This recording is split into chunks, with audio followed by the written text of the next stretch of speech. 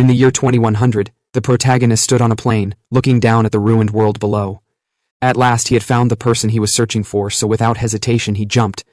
Far below, a boy ran for his life. Tears streamed down his face as he cried and shouted for help, breathing heavily in desperation.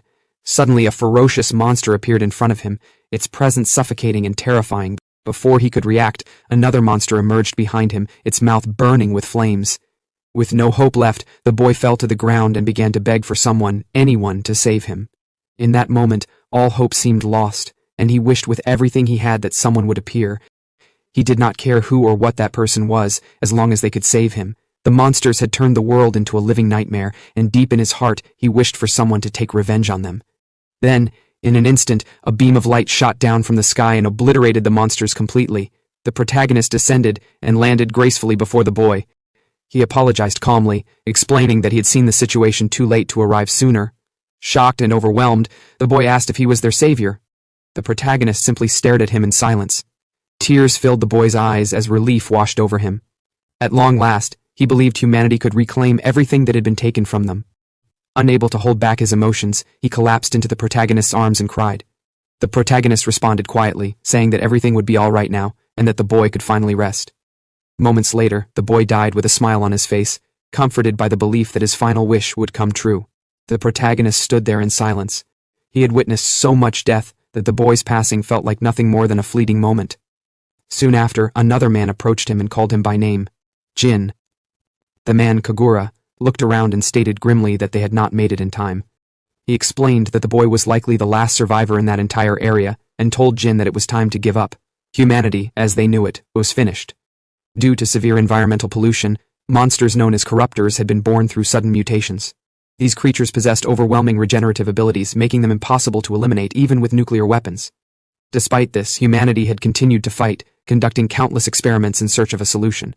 Eventually, they succeeded in developing a method to counter the corruptors. However, it was too late. There was no one left to save. Jin, however, smiled and said that there was still someone worth saving. Kagura was stunned and asked if he truly believed there were survivors left somewhere. Jin shook his head and explained that not now but in the future there would be. He reminded Kagura about the nanomachines he had created, which were designed to repair the environment. Kagura replied that they not only destroyed the corruptors by interfering with their regeneration, but also helped restore the planet itself. Hearing this, Jin smiled and said that one day, the Earth would regain its former beauty. When that day came, he believed a new civilization would rise again. Kagura frowned and dismissed the idea as nothing more than a pipe dream. Jin turned away, saying he did not mind if it was just a dream. To him, even the smallest possibility was enough. His power might still be needed someday, and believing in that small chance could be what could save the future. All he had to do was preserve that possibility. With that decision made, Jin entered a cold sleep. And so, time passed. 5 years turned into 10, then 20. 100 years passed, followed by hundreds more. Thousands of years slipped by, and then millions. Evolution continued, the world changed, and countless monsters rose and fell. 100 million years later, the lab system announced that access key confirmed, starting cold sleep release sequence. Out there, creatures similar to humans were running from monsters, with one of them wearing a key. Their breathing was heavy, their movements frantic. One of them shouted, asking if the person they were searching for was truly in a place like this. The one leading them answered with certainty that he was. Another member, clearly terrified, questioned what would happen if they were wrong, fearing that they would all die. The leader spoke firmly, insisting that he was there. As she ran, she touched the ring on her hand and declared that the guardian god is definitely there. Moments later, they reached a dead end. Before them stood the place where the guardian god was said to reside. Then suddenly, the monster chasing them caught up. Fear overwhelmed the group instantly. The young boys dropped to his knees, trembling and unable to move, while the girl desperately pleaded for the guardian god to save them. She shut her eyes tightly and shouted with everything she had, begging for help. At that very moment, deep within the hidden chamber, the tube where Jin had been sleeping began to crack. In an instant, it shattered. As if responding to her desperate wish, a blinding flash burst forth from within, and before the monster could react, a beam of light pierced straight through its skull, killing it instantly. The group stood frozen in shock, unable to comprehend what had just happened. From the light, Jin stepped forward. He looked at the scene before him and spoke with a calm but almost unhinged tone, saying that believing in even the smallest possibility of the future had been worth it after all. His physique was overwhelming, radiating a presence that felt almost godlike. A few minutes later, Jin searched through the belongings Kagura had left behind. He remarked that, as expected of Kagura's storage box, his clothes were still preserved exactly as they had been back then. He continued by checking the system, only to realize that hundreds of millions of years had passed. Standing there in silence, he noted that most of the data had been corrupted, and it was a miracle the facility had remained intact. He concluded that the nanomachines dispersed in the atmosphere were likely responsible for preserving it. Although he wanted to understand what the world had become, the only reliable source left to him was the message Cube Kagura had prepared. Before accessing it, however, he turned his attention to the children and asked them to explain their situation. At that moment, he stood confidently despite being completely naked, which caused the children to awkwardly avert their eyes. To Jin, this was nothing unusual, as he had technically been in that state for millions of years. After a short while, he finally dressed himself and appeared satisfied with his appearance. With that, they left the lab together. As soon as they stepped outside, Jin narrowed his eyes as sunlight poured down on him. It had been an unimaginably long time since he last saw the sun. He was visibly surprised by the beauty of the world before him, as it was completely different from the ruined and chaotic earth he once knew. The girl gently tapped his hand and gestured for him to follow them to their village. Jin remained silent, observing her closely. From her presence alone, he realized that she was not human. Humanity should have gone extinct millions of years ago, which meant a new species must have evolved over time, one that resembled humans. He speculated that their existence was likely influenced by the nanomachines. The fact that they could still speak the same language from so long ago served as strong evidence. Realizing he had not introduced himself, he told them his name was Chido Jin, though they could simply call him Jin. The girl nodded and introduced herself as Hakama Phil, asking him to call her Hakama. The fat boy introduced himself as Dampo, while the timid one quietly said his name was Shandy. Jin then asked what they wanted him to do. Without hesitation, Hakama grabbed his hand and began running, telling him they were almost there and that she needed him to defeat a corruptor. A few minutes later, they arrived at the village. Shandy froze in shock as he saw that most of the village had already been destroyed. Panicked, he ran ahead in search of his parents despite Hakama calling out for him to stop. Jin remained calm as he observed the surroundings. The wooden barricades and simple structures made it clear that their civilization was not advanced. Hakama suddenly stopped moving as she saw her grandmother fighting a corruptor. The old woman looked exhausted, yet she continued to resist. When she noticed Hakama, her expression shifted to shock, and she demanded to know why she had returned. Jin stood silently, focusing on the corruptor. It appeared identical to those from millions of years ago. The grandmother urgently told Hakama to run, but Hakama refused, insisting that she would save her. Jin watched this exchange carefully, clearly intrigued. Deciding to confirm something, he suddenly moved. In an instant, he dashed forward and delivered a powerful kick to the corruptor's abdomen, sending it staggering. At the same time, he caught the grandmother before she collapsed and ran past Hakama. He then shouted for Hakama to act. Without hesitation, Hakama gathered flames in her hands and launched them at the corruptor, knocking it to the ground. Jin observed closely and concluded that his assumption had been correct. The nanomachines were interfering with the corruptor's regeneration, as he could no longer sense its cells repairing themselves. He began to wonder if Hakama was subconsciously manipulating the nanomachines in the air. However, only compatible humans were supposed to be capable of controlling them, which made this situation particularly interesting. Curious, Jin asked the grandmother how people in this era were able to use abilities like the flames Hakama had just displayed. The grandmother was confused by his wording but explained that only a few individuals possessed such power. In their village, there were only 4 people, including herself, who could use what they referred to as holy power. Hearing this, Jin silently noted that they had given a new name to the ability to control nanomachines. Worried, Hakama rushed to her grandmother's side and asked about the safety of the others. The grandmother reassured her that she had already evacuated them. However, her expression darkened as she revealed that the village was already doomed, explaining that the corruptor they had just fought was merely a newborn larval, and that its main body was far beyond anything they could handle. She warned that sooner or later, hordes of larval corruptors would swarm into the village. Just then, someone stepped forward confidently and told her not to act weak, mockingly calling her an old hag. The group turned in surprise as he introduced himself through his presence alone. His name was Sals. With a confident grin, he declared that the corruptor was nothing more than a small fry and that he would slaughter it himself. The grandmother, however, looked worried and immediately asked about the villagers. Sals reassured her calmly, saying that he had already sent them to the shelter. Hearing this, Hakama's face lit up as she saw her father. He turned to her and asked where she had gone, explaining that he had been worried when he could not find her among the evacuees. Hakama replied that they had gone all the way to the sealed door. The grandmother was shocked and demanded to know if she truly went to that forbidden place. With a timid nod, Hakama admitted that she had. She explained that her grandmother once told her that the village's guardian god was sealed behind that door, and that if danger ever came, he would surely save them. The grandmother fell silent as she processed her words. She looked at Jin and thought to herself that he did not resemble any kind of god, as he appeared young and completely ordinary. Hakama's father also remained silent for a moment, unsure of what to say. Sals, however, burst into mocking laughter and told Hakama not to be ridiculous. He insisted that there was no way someone like Jin could be their guardian god, referring to him as nothing more than a lesser species. Jin raised an eyebrow slightly, clearly surprised to hear himself described that way. Shandi stepped forward nervously and called Saul's big brother, insisting that Jin truly was their guardian god. Saul's commented, "It seems he had been running around with Hakama since he couldn't find him earlier." He approached Jin with a mocking expression and pointed out his ears, claiming that Jin lacked any animal traits, which made it obvious that he had no special abilities. According to him, Jin was simply an outsider who happened to be in the wrong place at the wrong time, and the children had misunderstood the situation. Shandi quickly argued back, saying that Jin had defeated a corruptor. Sauls dismissed the claim with a scoff, stating that it was only a larva and that even he could have killed it easily. Then, without hesitation, he pointed his spear directly at Jin and told him to listen carefully. He made it clear that this was the village's problem and that they did not need an outsider interfering. He walked past Jin and told him to stay out of it. Hakama's father called out to Sauls and asked where he was going. Sauls replied confidently that he was going to kill the corruptor. He won't just stand around and fear like them. The grandmother, filled with concern, called him a foolish boy and warned that if he ran away, he might still have a chance to survive. Jin watched Sauls in silence. After a brief pause, the grandmother turned to Jin and thanked him for saving them earlier. Although she did not know who he truly was, she asked if he would be willing to help by escorting her son and the children to the shelter. As for herself, she intended to chase after Sauls and gamble everything on one final attempt. Hakama looked at her with worry, clearly not wanting her to go. Jin, however, refused without hesitation.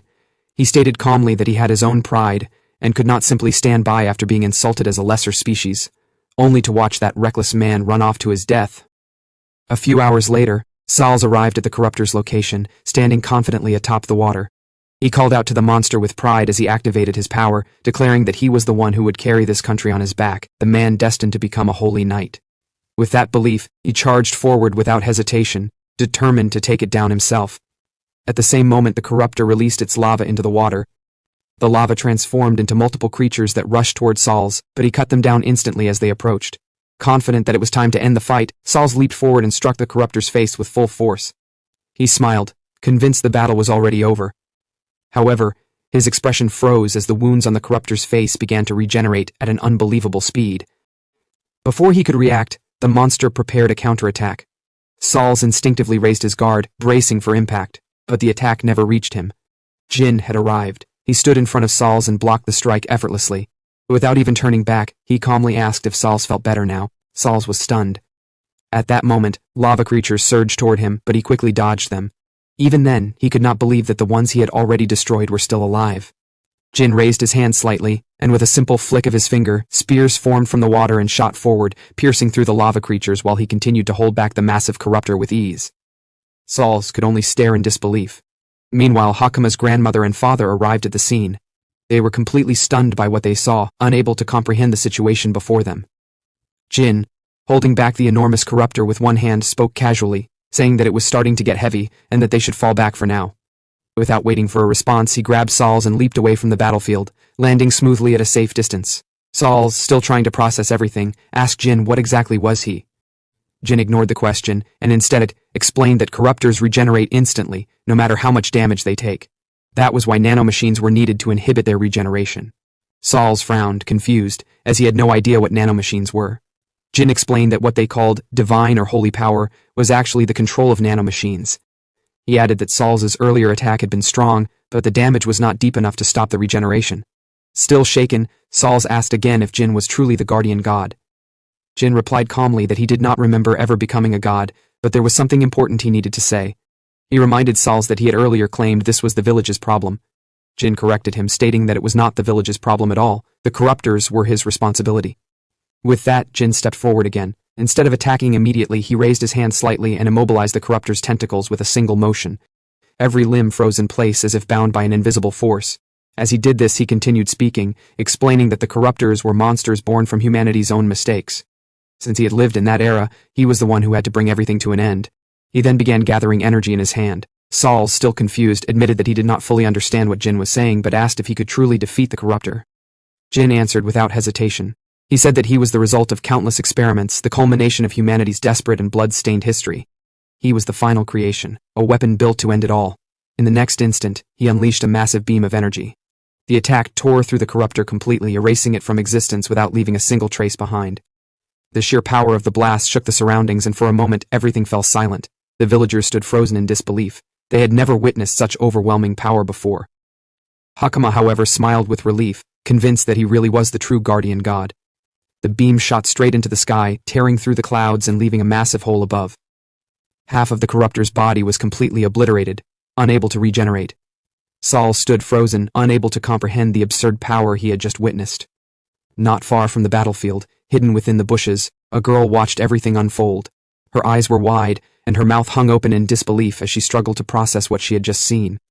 She had originally come to investigate reports of new corruptors appearing near Kodama village, but what she witnessed was far beyond anything she could have imagined. Even the knight captain of the royal capital would not have been capable of such a feat. Without hesitation, she decided that she needed to return to the royal capital immediately and report everything she had seen.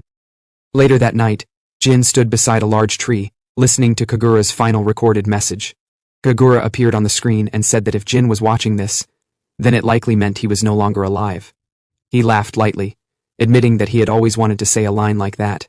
Then he asked Jin what the future was like. The global environment should have improved significantly, but there was a problem. Jin frowned and asked what he meant. Kagura's expression turned serious as he explained that even if the environment recovered, the corruptors would not simply disappear. He revealed that something had started to feel wrong long ago. About 1,000 years after Jin went into sleep, Kagura had also begun entering periodic cold sleep in order to observe the world over time.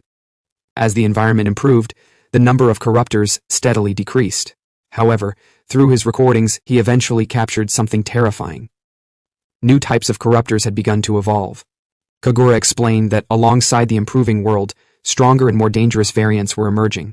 Although he did not know the extent of their evolution, he was certain they would become a serious threat. Because of this, he began modifying newly developing life forms so that they could at least resist the corruptors. In addition, he left behind a special power for Jin. Jin was surprised and asked what kind of power it was. He checked his pocket and found an injection. Kagura explained that once injected, the nanomachines would guide Jin in using it. It would grant him new abilities through bodily modification, powers that only he could fully utilize due to his 100% compatibility with the nanomachines. Jin silently injected it. Almost immediately he felt the change. He looked at his hand, and from it a blade formed naturally. He realized that he had gained the ability to generate objects through the shape-shifting of nanomachines. He calmly noted that it would be quite useful. Kagura continued, explaining that he had hidden similar power-ups in laboratories scattered across the world. He intentionally avoided placing them all in one location to prevent them from being destroyed at once by the corruptors.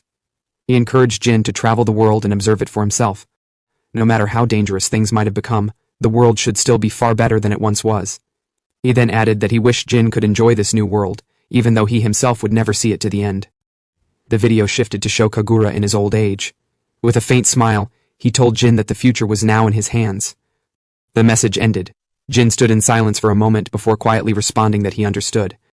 At that moment, Hakama came running toward him with Dampo. They said they had been searching everywhere for him, and told him to hurry back, as the celebration could not begin without him. Jin followed them, but his attention was drawn to the object hanging around Hakama's neck. It was a key, one that he immediately recognized as a lab access device. He asked where she got it. Hakama explained that it had been passed down in her clan for generations. According to their tradition, a great person entrusted it to them as a charm, and they were told that when danger came, the guardian deity would protect them. Jin smiled faintly as he finally understood how she had accessed the lab. It seemed he owed them more than he thought. Soon they arrived at the village celebration. The villagers were gathered around a bonfire, drinking and dancing. As Jin appeared, some of them began to whisper.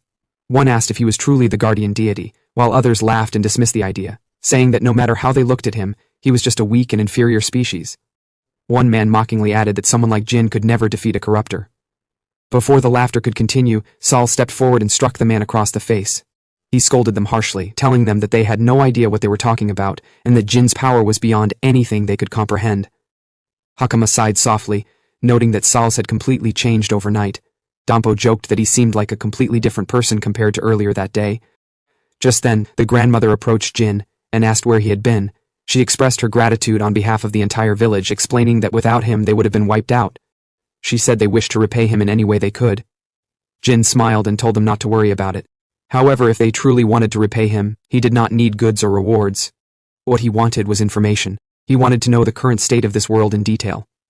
After hearing Jin's request, the grandmother told him that he should head to the royal capital, where the king who ruled the country of Kumuzia resided. She explained that people from all over the nation gathered there, making it the best place to learn about the current state of the world. Even villagers from their settlement traveled there regularly to sell their specialty goods for trade. Although the journey won't be easy, she was certain he would make it through. But Jin admitted that he did not know the way to the capital. The grandmother gently patted Hakama's head and suggested that he take her along as his guide since she also had business there. Jin asked what kind of business she had. The grandmother explained that, as he had already seen, Hakama possessed holy power. In the capital there was an academy where individuals could train and develop that ability. Although recent events had made her hesitate, she still wished to enroll Hakama as originally planned. Jin found it slightly surprising that such institutions existed even in this era. Before the conversation could continue, Saul suddenly interrupted and told them to stop. He declared that he should be the one to guide Jin instead. The grandmother immediately shut him down, pointing out that he had no business in the capital. Saul insisted otherwise, boldly claiming that he intended to join the Holy Knights. The grandmother replied bluntly that he could not even pass the academy entrance exam, so there was no way he would be accepted. Annoyed, Saul demanded that she repeat what she had just said. Jin stepped in and asked whether having holy power alone was not enough to enter the academy. Hakama answered that it was not, as there was also a written examination. She added that Saul's is an idiot, so he failed it. Jin finally understood and quietly noted that he was now somewhat curious about these holy knights.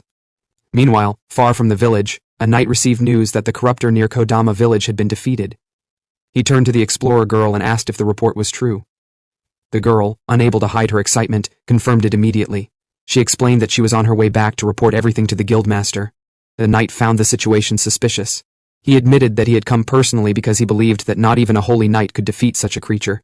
He had rushed there without waiting for an official report, yet the corruptor had already been taken down. The girl smiled and commented on the strange coincidence of meeting a holy knight in a place like this. At that exact moment, a larval corruptor appeared silently behind her. Before she could react, the knight moved. With a single clean strike, he cut off the creature's head. He calmly sheathed his sword and told her that if her report was true, then things had just become very interesting. Now, he wanted to meet this person himself. The next morning, Jin woke up feeling refreshed. He looked around at the peaceful world with great air, and quietly admitted to himself that he never thought he would live to see a view like this. However, he could not help but wish that Kagura had been there to witness it as well.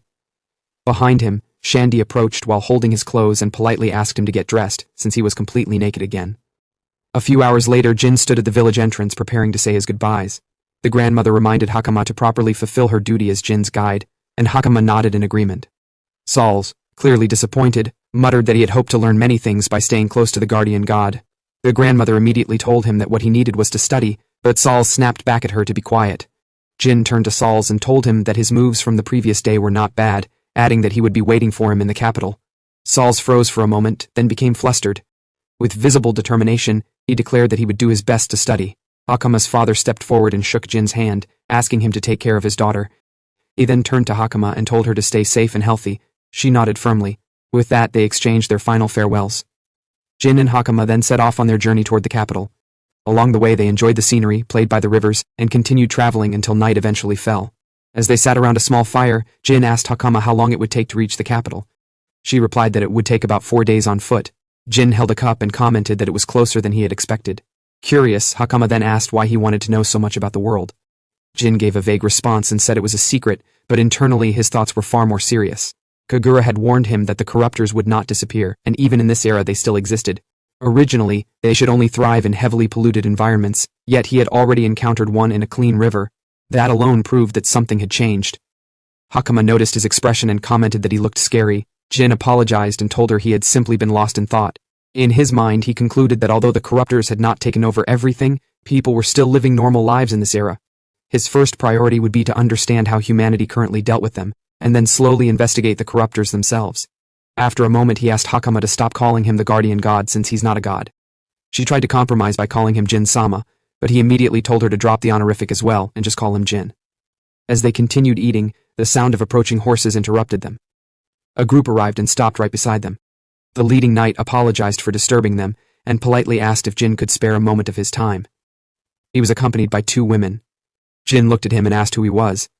The man introduced himself as the captain of the 7th squad of the royal capital's holy knights, Argus Wilton.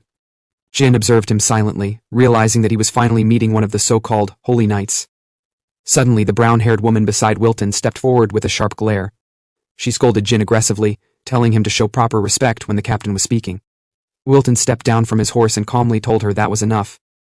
He then apologized to Jin for addressing him while mounted, and asked again if they could speak. Jin stood up and asked what they meant by saying they had found the right people. Wilton replied that he would explain, but first he needed Jin to answer a question. He asked where they had come from and where they were heading. Hakama answered honestly, saying they had come from Kodama village and were heading to the capital. The moment she mentioned Kodama village, the brown-haired woman Karina smirked and stepped forward. She declared that they had indeed found them, pointing out that there were no records of any lesser species being born in that village. Without hesitation, she drew her sword and accused Jin of being a runaway lesser species. Jin, however, was more surprised that they kept detailed birth records, realizing that the kingdom maintained strict control over its people. Before the situation could escalate, Wilton intervened. He explained calmly that Hakama's clothing was made from Kodama fabric, a rare and high-quality material known in the capital. Children's clothing made from it rarely appeared outside the village, which supported her claim. However, he then shifted his focus to Jin. He slowly unsheathed his sword and pointed it directly at him. He stated that while Hakama's identity had been verified, Jin's was a different matter entirely.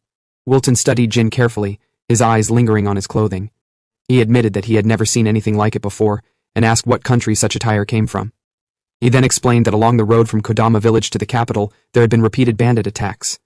These groups often used children as bait, pretending to be harmless travelers before striking and stealing cargo. From his perspective, Jin's situation was not so different.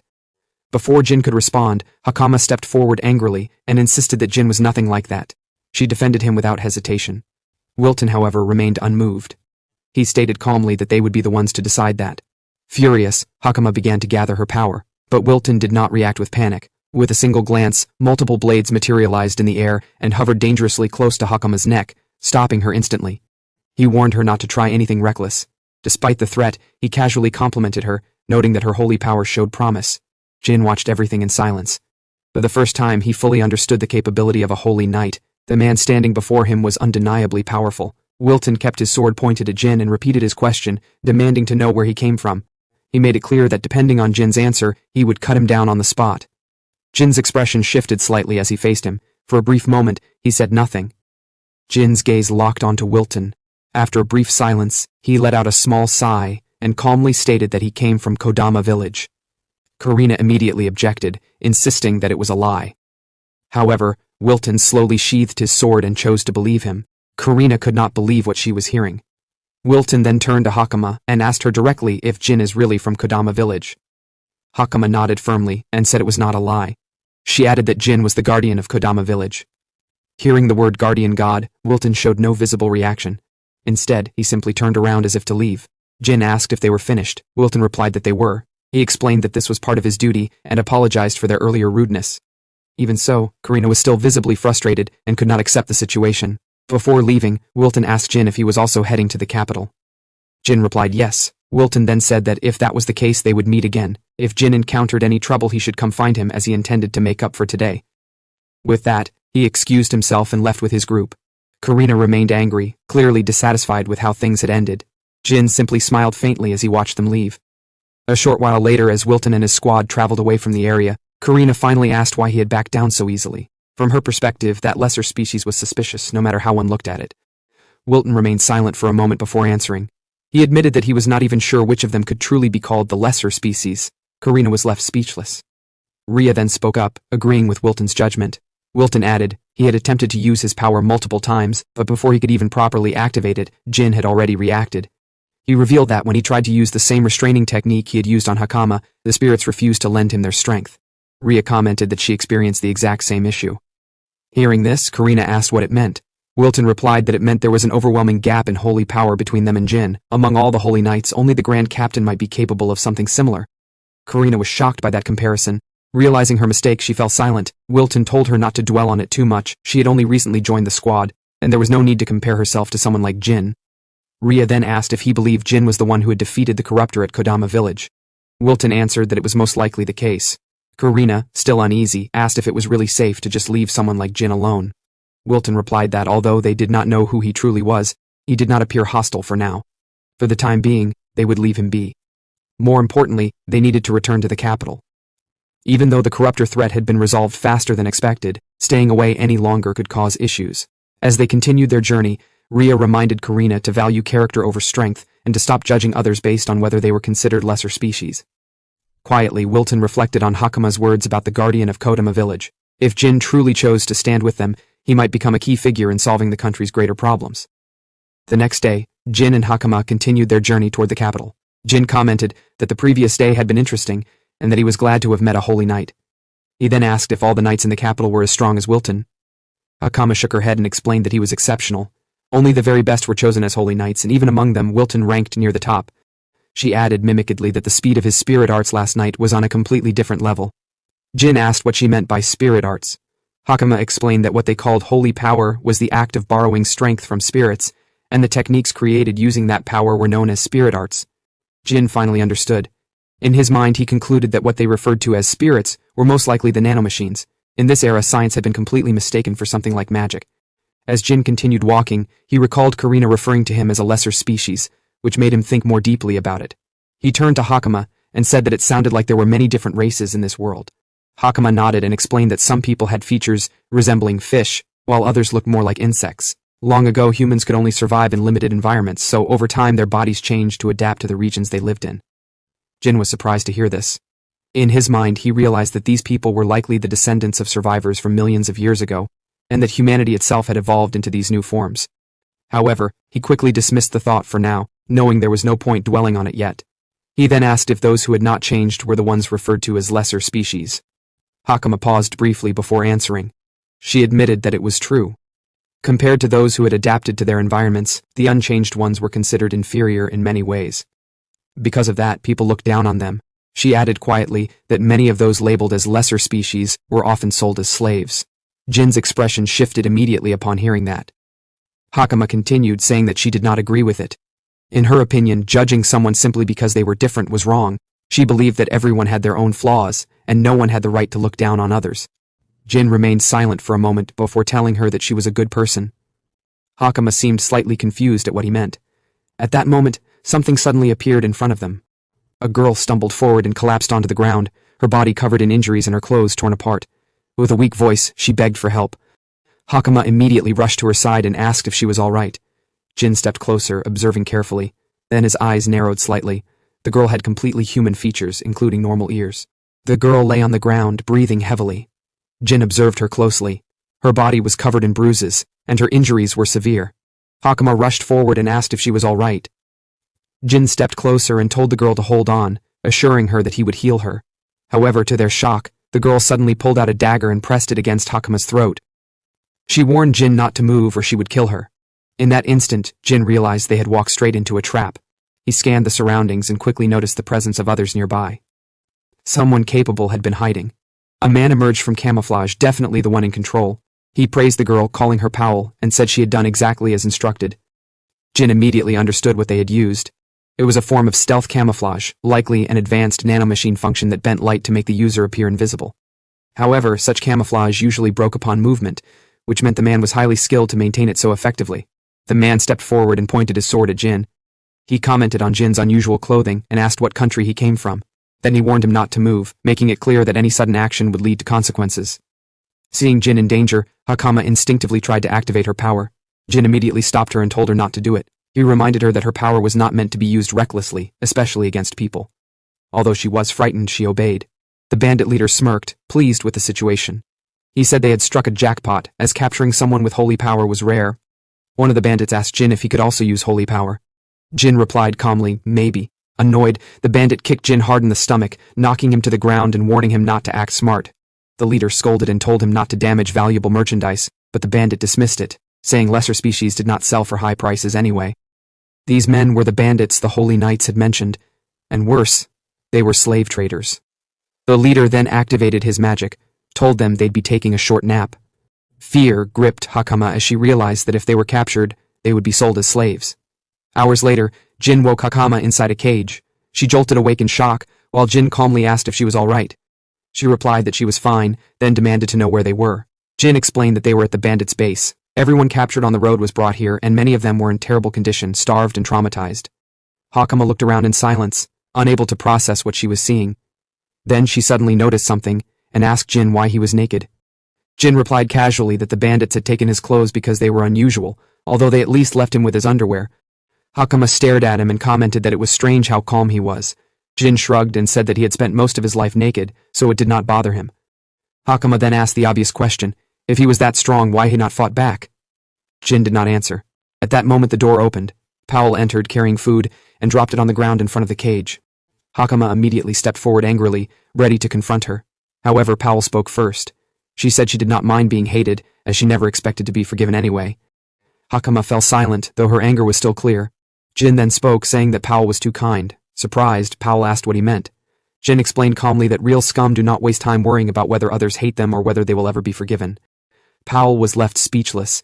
Jin then stood up, walked to the cage and casually grabbed the bars. With a simple motion, he broke them apart. He stepped out and told Powell that he had been waiting for her. This way, they could talk without anyone overhearing. Then he looked directly at her and asked where they were keeping the person she cared about. Powell froze and asked how he knew.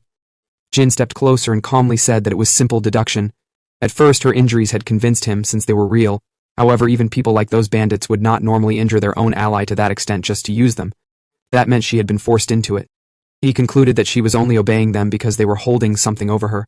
Powell froze, completely caught off guard.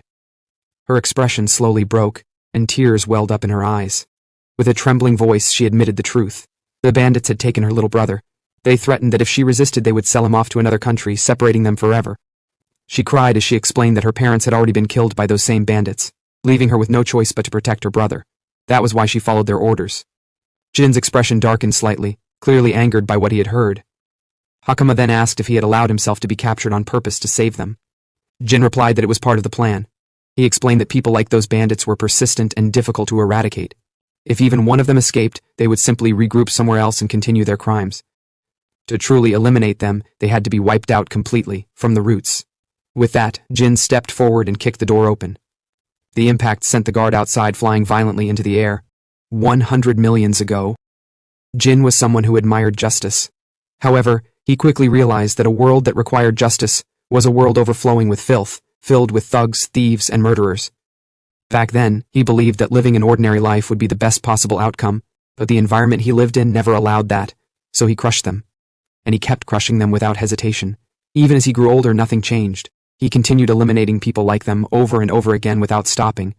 Then one day, someone approached him and told him that he had been born into the wrong world. That person was Kagura. Now back in the present, Jin dragged a bandit's lifeless body across the ground. He moved through the base like a storm, leaving destruction behind him. The guards shouted at him to stop, warning him not to take another step, but just like the others before them, they were instantly killed before they could even react. Every single one of them died with the same question. How did you even get in here? Jin raised the bodies and threw it into two incoming guards, knocking them off balance. Before they could recover, he dashed forward and slammed his fist into one of their faces. The impact crushed part of the man's skull instantly. The remaining guard froze in terror, unable to process what he had just witnessed. His voice trembled as he asked Jin what he was, but there was no answer. Only screams echoed through the building as Jin continued his rampage. Meanwhile, Hakama and Powell were freeing the captives. Hearing the distant screams, Powell hesitated and asked Hakama what kind of person Jin really was. Hakama replied calmly that he was their guardian god. Powell asked in disbelief if he was truly a god.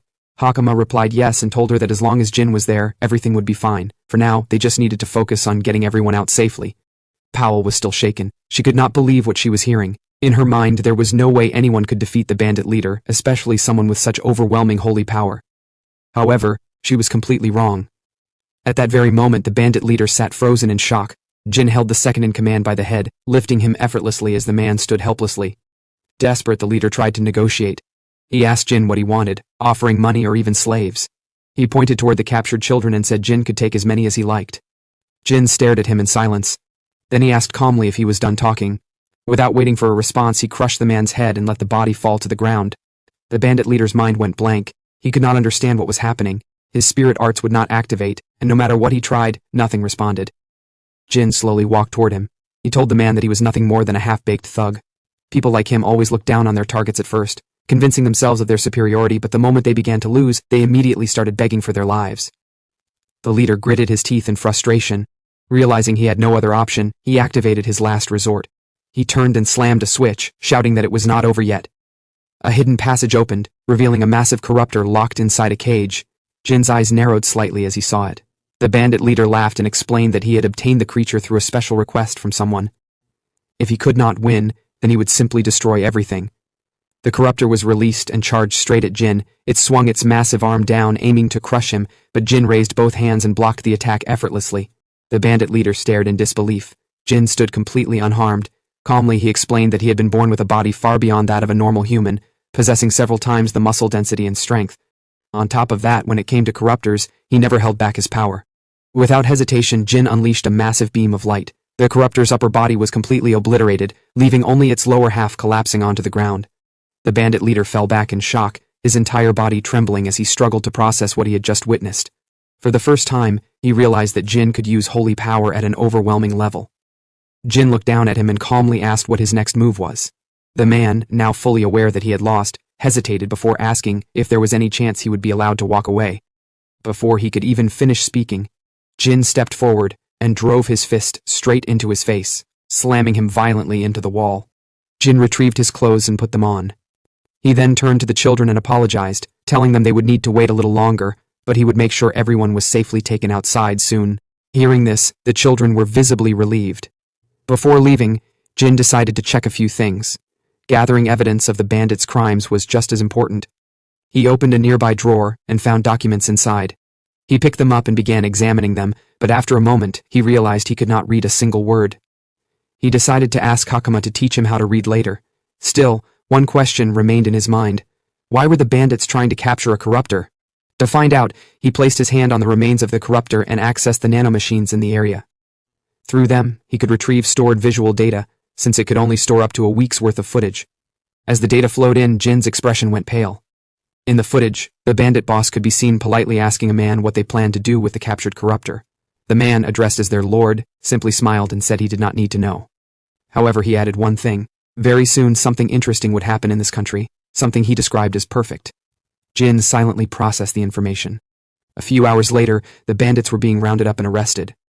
Powell stood nearby in anticipation when she suddenly spotted someone familiar. Her expression lit up as her younger brother Dino ran toward her. The two embraced tightly, and she broke down in tears, overwhelmed with relief at being reunited with him. Through her tears, she thanked Jin and called him a god. Jin calmly corrected her, saying he was not a god and that she did not need to worry about it. He then turned to Hakama and asked if the people arresting the bandits were under the local lord's authority.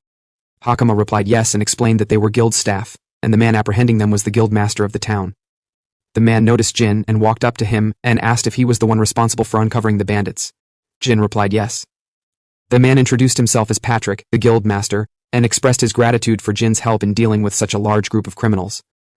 However, as he looked at Jin more closely, he paused. Although Jin appeared to be a lesser species, his instincts told him there's more about Jin. Patrick then explained that there had been numerous reports of damage caused by the bandits, and requests to eliminate them had been constant. Jin asked if the local lord had ordered their capture. Patrick laughed slightly and said that was not how things worked. Lords did not have that level of authority. Handling crimes like this was the responsibility of the guild, which answered directly to the king. Even if the lord of this region, Shapion, were involved in wrongdoing, they were obligated to report it. Jin noted this silently. In terms he understood, the lord functioned like a mayor while the guild acted as the police. Still, the name Shapion lingered in his mind. Jin handed over the documents he had found, asking if they would be useful. Patrick opened them and quickly realized their importance. The papers contained a list of individuals who had conducted business with the bandits. With this information, they could track down and arrest everyone involved. Jin asked if the lord's name appeared anywhere in the records. Patrick dismissed the idea, telling him not to joke about such things, as it was obviously not there. Jin said nothing, though he noted internally that the man was either naive or deliberately avoiding the possibility. More importantly, Jin asked what would happen to the freed captives. Patrick explained that those with known families would be returned safely. However, for those without anyone to return to, there was little the guild could do. Jin recalled that Powell and her brother had lost their parents. He asked if there were shelters available. Patrick replied that there were none. They could help the children find work, but since they were considered lesser species, it would be difficult for them to be accepted. Jin let out a quiet sigh. Hakama also looked dissatisfied with the situation. Jin thought for a moment. He wanted to help them, but without proper support from the system it would not be easy. Then, an idea came to him. He turned to Powell and Dino and asked if they would be willing to go somewhere that would take them in and give them a place to belong. Without hesitation, they agreed. Powell looked at him with hope and asked if he had somewhere in mind. Jin gave a faint smile and said that he did. He knows the perfect workplace for them. Meanwhile, in the royal capital of Kamosha, inside the Argus estate, Wilton suddenly felt a chill run down his spine. Rhea noticed and asked if something was wrong.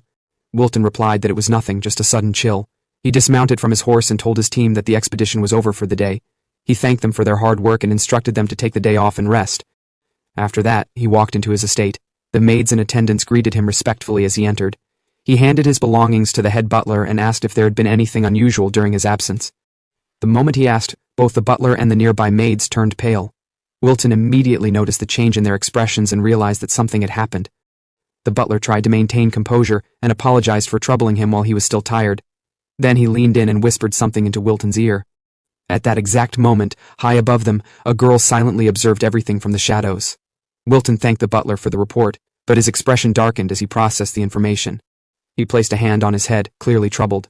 Things were worse than he had expected. He had never imagined that corruptors would begin appearing within the capital itself. At first he wondered how they could have possibly entered such a heavily guarded place. However, he quickly dismissed the idea of it being accidental. The more likely explanation was that someone had let them in on purpose. If that was the case, then the most suspicious place was the Harnisk Academy, an institution known for strictly refusing entry to outsiders. Wilton narrowed his eyes slightly. If something was truly happening behind the scenes, then he would need to gather allies quickly. 3 days passed after the bandit raid. Jin was now heading toward the capital with Hakama Powell and her brother Dino. Along the way, Powell asked nervously if there was really work in the capital for someone like her. Jin told her not to worry. Since she could read, write, and handle basic calculations, she would definitely find something. He told her to have confidence. Hearing this, her expression brightened. Hakama suddenly pointed ahead and said that she could already see the capital. Jin looked forward and was surprised by how massive it was. A few minutes later, they entered the city. Powell and Dino were amazed by how lively everything felt. Hakama explained that the capital relied heavily on imports, so goods from all over the country were brought there. People from Kodama village also came often to sell their specialties. Jin observed the surroundings carefully. He noticed that all kinds of races lived there, including those with fish-like and insect-like features. It was a place where many cultures had gathered and evolved together. At the same time, he noted that while the streets were clean and the order seemed stable, the same problems still existed in each era. Crime, discrimination, and slavery were still part of society. He then asked Hakama when the academy entrance exam would take place. She replied that it was next week. Jin replied okay, noting that they still had some time before it began. Nearby, someone overheard their conversation. A girl watched them with interest. She was surprised that a child and someone considered a lesser species were planning to enroll in Harnisk Academy. She was the same girl who had been observing Wilton earlier in the Argus estate, which suggested she held some level of authority. Later that night, Jin and the children checked into an inn. The moment they entered the room, the children jumped onto the bed excitedly. Jin told Hakama that they finally had a proper place to rest. However, his thoughts quickly shifted. They had successfully reached the capital, but what came next was important. Living in this era required money. Although they had received a reward for defeating the bandits, it would not last long, especially after sharing the money with the freed captives. They still needed to secure jobs for Powell and Dino. Jin considered finding Wilton again, as that would be the fastest way to open opportunities. However, without connections, meeting him would not be easy. He thought for a moment and decided that understanding the corruptors in this era should come first. If there were people exploiting them for hidden purposes, then ignoring it would only lead to greater danger. He would not allow this era to repeat the destruction of his own time. Jin then asked Hakama how people usually gathered information in this country. She replied that they either asked others or read books, but books were expensive. In her village, they shared whatever books they had. She then suggested the capital library. Jin agreed that it would be useful. But when they arrived at the library the next day, they were turned away. The attendant explained that books were considered national property and only academy students, faculty members, or nobles were allowed access. Jin sighed in disappointment. Hakama quietly pointed out that he could not fully read yet anyway. Jin didn't refute that. He said to himself that she had been teaching him, but he still needed more time. As they stood there, unsure of what to do next, 2 men approached from behind. Their presence was hostile. Without warning, one of them lunged forward and threw a punch at Jin. Jin calmly blocked it. With threatening tone, he remarked that this was a rude way to greet someone in a city that supposedly had good public order. The man grinned and dismissed it as a misunderstanding. Then, he released a burst of power. Jin reacted instantly and redirected the force upward, causing a shockwave that drew the attention of nearby civilians. The man smirked and complimented Jin's sharp reflexes. Jin then asked them directly what they wanted. One of them replied that their client considered Jin and his group an eyesore. Jin let out a faint smirk, realizing that someone had already set their sights on him, which saved him the trouble of searching for trouble himself. The men warned him that if he left the capital, he could avoid unnecessary danger. Jin replied calmly that he would think about it if things became dangerous. The man attacked again, but Jin caught his arm and slammed him violently into the ground. At the same time, the other attacker activated his power and launched a magical attack toward Jin. Jin remained completely unfazed. In an instant, Jin activated a shield around his body and completely blocked the incoming attack. The attacker grinned, convinced that his strike had landed. However, his expression froze when Jin suddenly appeared right in front of him. Before he could react, Jin grabbed him by the clothes and pulled him closer. Jin spoke calmly, telling him that if he wanted to be a real threat, he should come back after becoming much stronger, assuming he even had the courage to try again. At that moment, fear took over the man's entire body as he realized that Jin was not a lesser species. Jin raised his fist, preparing to finish him.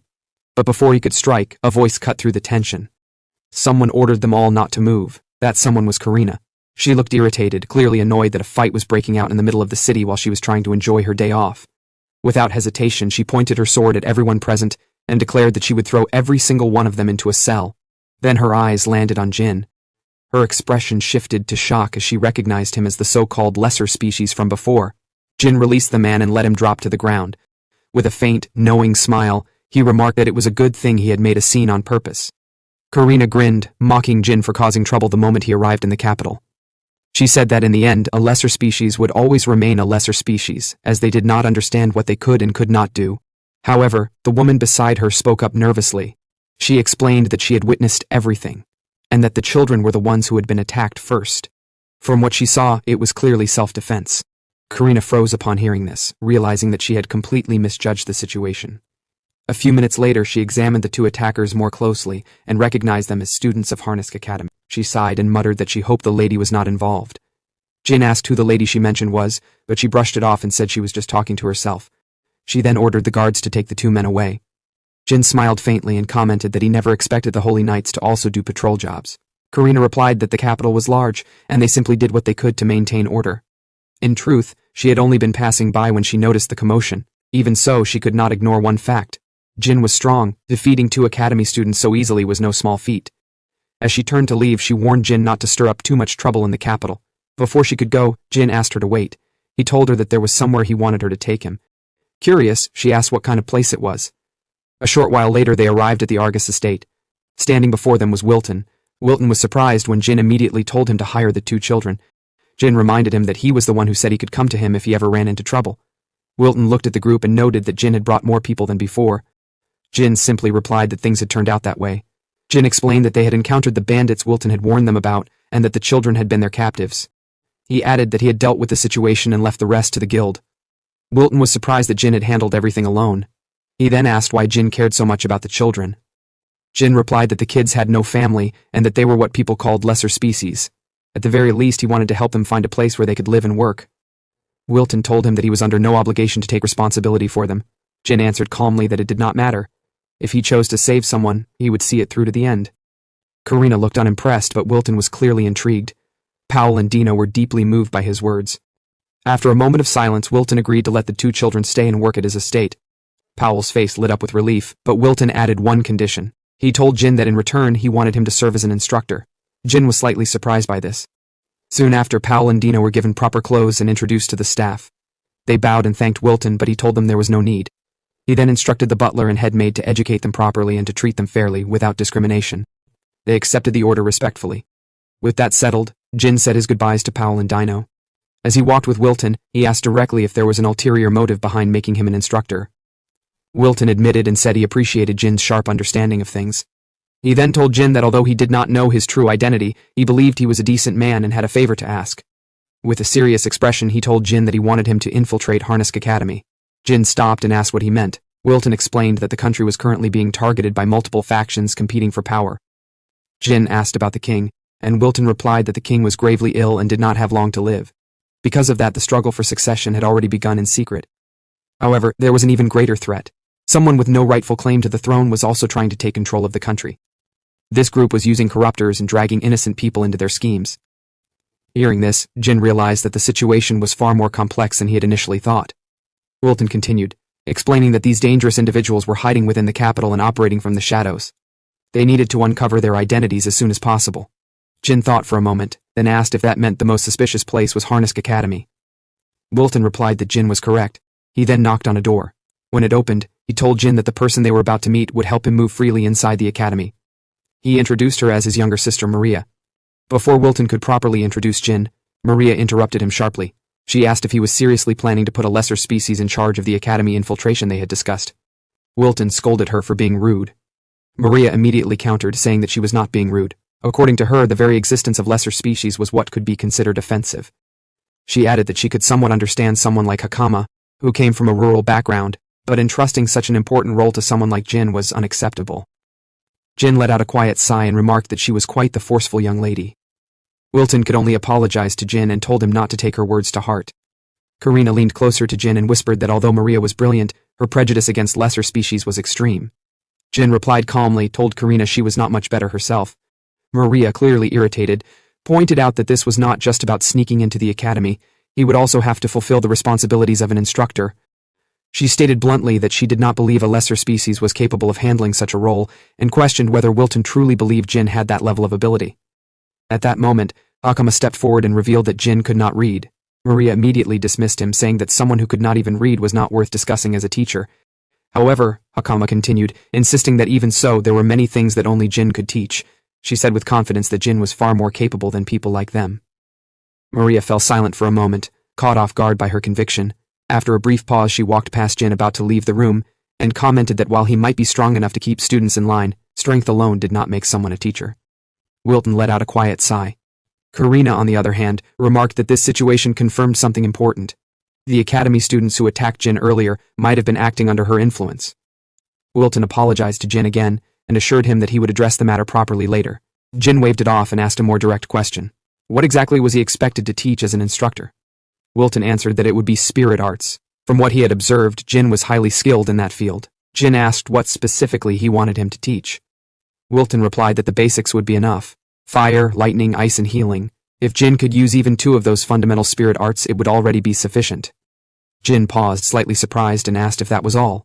Wilton was taken aback by his reaction. He asked if that meant Jin could use even more advanced spirit arts, abilities that only a very small number of people could perform. Jin thought about what he meant by advanced spirit arts. He recalled the bandit leader from earlier and realized that even someone like that would be considered exceptional in this era. A faint smile appeared on his face. He decided that this might be more interesting than he expected. With that, Jin quietly resolved to shake the very foundation of this era's understanding of power. 1 week later, entrance exam day arrived at Harnisk Academy. Hakama sat confidently as she wrote her exam, focused and composed. At the same time, Jin and Wilton were being guided through the academy by one of the tutors.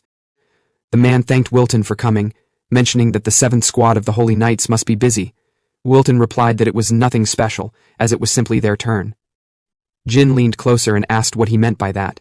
Wilton explained that once a year the academy rotates, which Holy Knight squad sends a member to serve as a special instructor.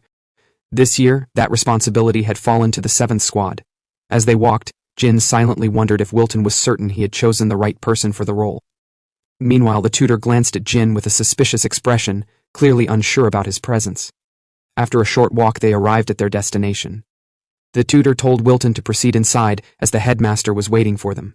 Wilton and Jin entered and greeted the headmaster respectfully. The headmaster smiled warmly at Wilton and said it had been a long time since she last saw him. She reminded him that he had graduated at the top of his class and had grown into a fine man.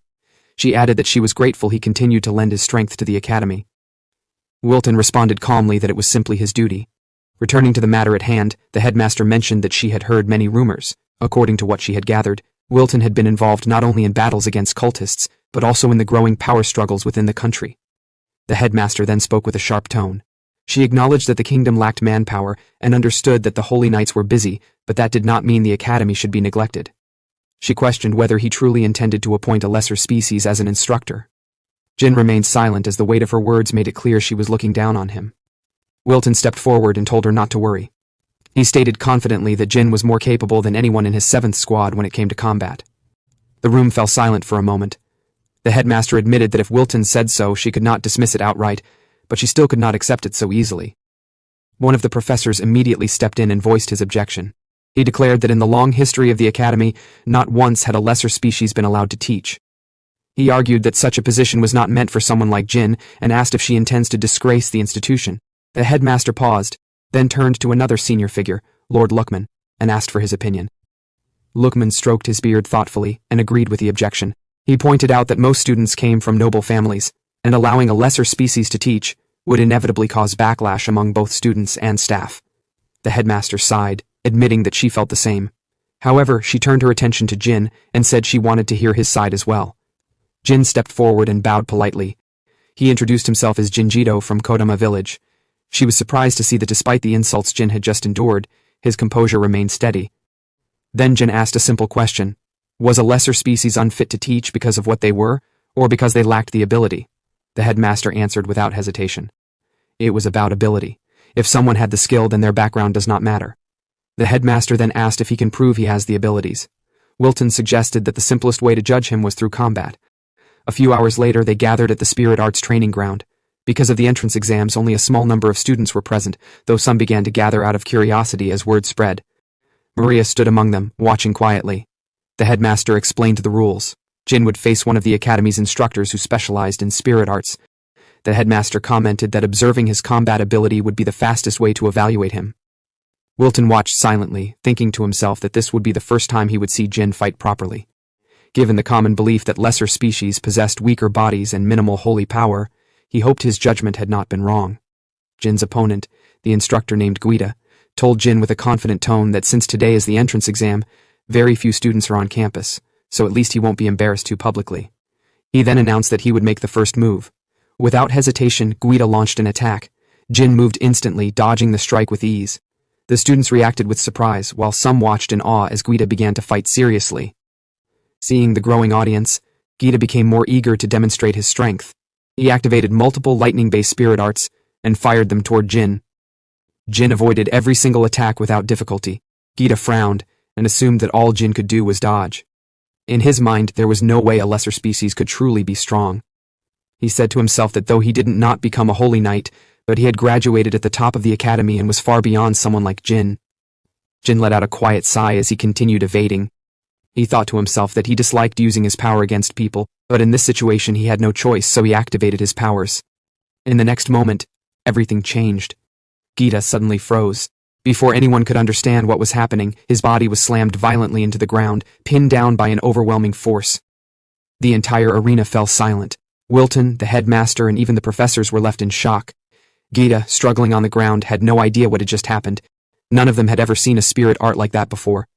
Jin stepped forward calmly and said that it seemed there was still a lot this academy needed to learn, and not just the students but the teachers as well. Guida was pinned to the ground by an invisible force. He struggled to get up, anger written all over his face. But the moment Jin snapped his fingers, the pressure intensified and forced him down even harder. Furious, Guida demanded to know what Jin had done. Jin replied calmly that he had used spirit arts. Guida pointed at him and shouted that such a technique did not exist, insisting that Jin must have used some kind of cheap trick. Jin remained composed and told him to stop making excuses. At the other end, the headmaster to Wilton that it seems like they've got their winner. Wilton agreed. The entire arena fell into shock as the students struggled to believe what they had just witnessed. Maria, watching from the side, remained silent as she analyzed the situation.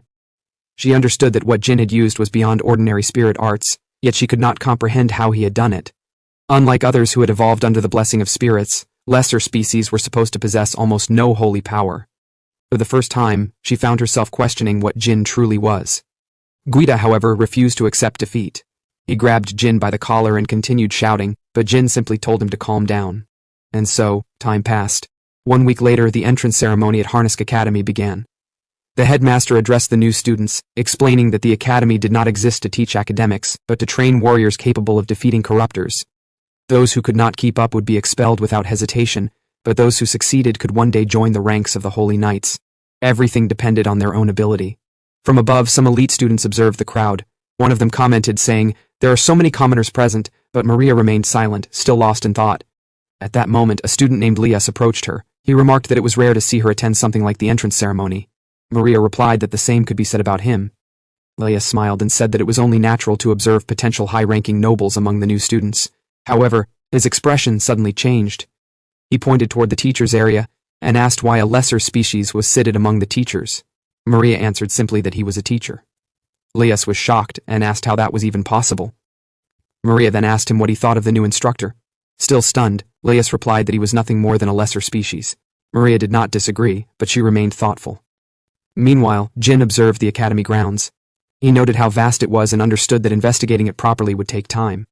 More importantly, he realized that the discrimination against lesser species was deeply rooted, and the stares at him was piercing. If he did not address that first, he would stand out too much and become a target himself. If he wanted to move freely, he needed to be accepted by the academy. Later, inside the classroom, Gita addressed the students. He told them that spirit arts classes would resume immediately and warned them not to slack off, especially with the new first-year students arriving. Then he smirked pretentiously and pointed out that the attendance was lower than usual. But in truth, he had already spread the word that today's lecture would be handled by a lesser species. He then mockingly asked Jin to introduce himself. Jin stepped forward and calmly introduced himself as Jin Jido. He told the students that he would be teaching spirit arts for a while and that they should look forward to it. Lias immediately questioned whether Jin was even qualified. Jin replied with a faint smile that it was up to them to decide. If anyone felt the class was not worth their time, they were free to leave. That response caught their attention. Then Jin added something more serious. He explained that spirit arts were originally created to counter corruptors by interfering with their regeneration. However, when used on humans, they only caused harm. Because of that, he warned them not to misuse their power. A student laughed mockingly and dismissed his words. He argued that power was power and accused Jin of being weak and afraid of being compared to them. The rest of the class joined in the laughter. Jin looked at the students without saying a word. Then he calmly told one of them that if he thought he was weak, he was free to test him. The student frowned and asked what he meant. Jin replied that he should use the strongest attack he had and fire it at him. If he could manage to injure him even slightly, then he would promise to leave and never show up again. Hearing this, the student stood up confidently with a sinister smile and warned Jin not to regret it, because once he attacked, there would be no taking it back. Guita immediately tried to stop Jin, warning that he would get caught in the attack as well. The student then unleashed a lightning arrow straight at Jin. The attack struck, and the impact echoed through the classroom. The student grinned, convinced he had won. But in the next moment, a dagger shot out from within the smoke and sliced past his face, cutting a strand of his hair. His expression froze in shock. Jin stepped out of the smoke completely unharmed. He told the student that if he had truly intended to kill him, he would already be dead. He added that judging people by appearances alone would get him killed one day. Even Judo was stunned, unable to understand what Jin had just done. He could not tell whether it was a spirit art or something entirely different. Jin then looked around at the class and asked them a question. They called others lesser species because they believed them to be weak, but now that he stood stronger than all of them, what were they supposed to call him? He gave them the answer himself. They should call him their instructor. Jin calmly asked the student who attacked him if he understood the conditions required to activate spirit arts. The students looked surprised by what seemed like an obvious question and replied that it was all about imagination. One simply raised their holy power, projected their intent to the spirits, and shaped it into form. According to him, that was the basic principle everyone knew. Jin shook his head slightly. He explained that while imagination was important, it was not the true trigger. Spirit power only manifested when one accepted the art and allowed its wavelength to flow through their body. The student frowned, clearly confused by the term wavelength. Jin continued, saying that there were 8 fundamental wavelengths. Fire, lightning, healing, and ice were the 4 most commonly known. However, beyond those, there were also gravity control, light manipulation, air pressure control, and spatial shielding. The students' expressions changed instantly. Shock spread through the class as they saw what he just did. Gita stared in disbelief, unable to accept that Jin could use all 8 types of spirit arts. Jin continued his explanation calmly. He said that once the basic wavelengths were understood, imagination came into play. Techniques such as shaping lightning into a spear or altering its form were applications built on top of those fundamentals. He then concluded the lesson and told them it was time to begin class. A few hours later, the lesson ended. As Jin walked through the hallway, he thought about the situation. He needed to investigate the academy further, but with students everywhere, nothing seemed suspicious at first glance. If something was hidden, it would likely be in places students rarely visited. While thinking, he crossed paths with Maria.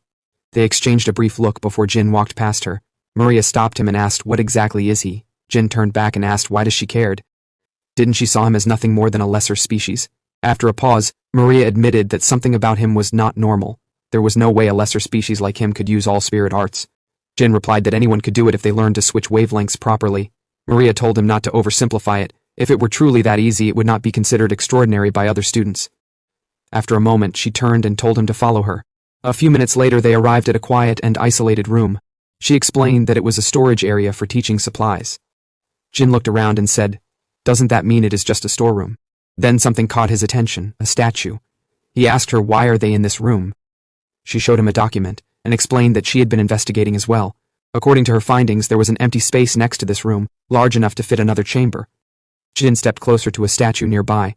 Without hesitation, he interacted with it. A hidden mechanism activated, and a concealed door opened beneath them. Maria was visibly surprised. She asked how he had figured it out. Jin explained that in a dusty room like this, a single clean spot stood out immediately. The rest was simply his intuitive experience. He told her to wait outside while he checked inside. Maria refused and insisted on going with him. She stated that she was capable and ranked near the top of her class just like her brother, so she should not look down on him. Jin studied her briefly, then agreed. Together they descended into the hidden passage. Jin created a controlled light in his hand to illuminate the path. As they moved deeper underground, he noted that the structure extended far below and felt like the kind of place where something dangerous could appear, just like in a fantasy game. Maria did not fully understand what he meant by fantasy, but she remained focused. After a moment, Maria asked Jin if, based on what he had said earlier about fighting scums for so long, had he already identified anyone suspicious. Jin replied that expecting him to tell her that much on the first day was asking too much. However, he admitted that Lukman might be involved. Maria immediately asked how he could tell. Jin explained that it was something he noticed in Lukman's behavior. When he spoke to others, everything seemed normal, but when he was not speaking, it felt like his heart was not truly there. It was as if he was being forced to act against his real intentions. He also pointed out that Lukman's guard was unusually high, even though he tried to hide it. As they continued walking, Maria said that she had actually suspected Gita instead. Jin shook his head and said that Gita was not capable of something like this. His emotions were too easy to read, and someone like that could not hide something on this level. Deep down, he was probably just a good person. Soon they arrived at their destination. Maria was surprised to see such a massive underground facility hidden beneath the academy. Jin, however, was focused on something else. His eyes narrowed slightly as he looked ahead. He said quietly that he never expected to find something like this in a place like this. Right in front of him was a sealed door. It was one of Kagura's research labs, hidden somewhere in the world. Jin stepped closer to the door. He was certain it was one of Kagura's research facilities, as the entrance was protected by nanomachines. Maria stared at the massive structure in shock. She never expected something like this to exist beneath the academy. She then asked Jin if he thought they could get inside. Jin observed the door and explained that it would normally require an access key. Maria did not understand what that meant, so Jin told her to think of it as a special key needed to unlock the door. He paused for a moment, recalling something important. In Kodama village, Hakama had inherited such a key. That meant someone within the academy must have inherited one as well. If that was the case, then the person behind everything was likely connected to this facility. Jin raised his hand and placed it against the door. A system prompt appeared, confirming his access authority. Within seconds, the door unlocked and slowly opened. Jin told Maria that whoever was trying to bring chaos to this country was likely the one in possession of the access key. Maria stepped inside and immediately froze. In front of her were countless corruptors, all confined within cages. The sight made her feel sick. She had never imagined something this horrifying could exist beneath the academy. Struggling to regain her composure, she asked Jin how he had opened the door when he said an access key was required. Jin replied vaguely that people from ancient times were different. Hearing him mention ancient times again, Maria began to wonder if he was truly someone from a distant past. Jin ignored the question and continued observing the corruptors. Something about the situation felt wrong. They were all unusually quiet. None of them showed signs of rampaging. Even the corruptor he had seen at the bandits' base had been kept in a similar restrained state.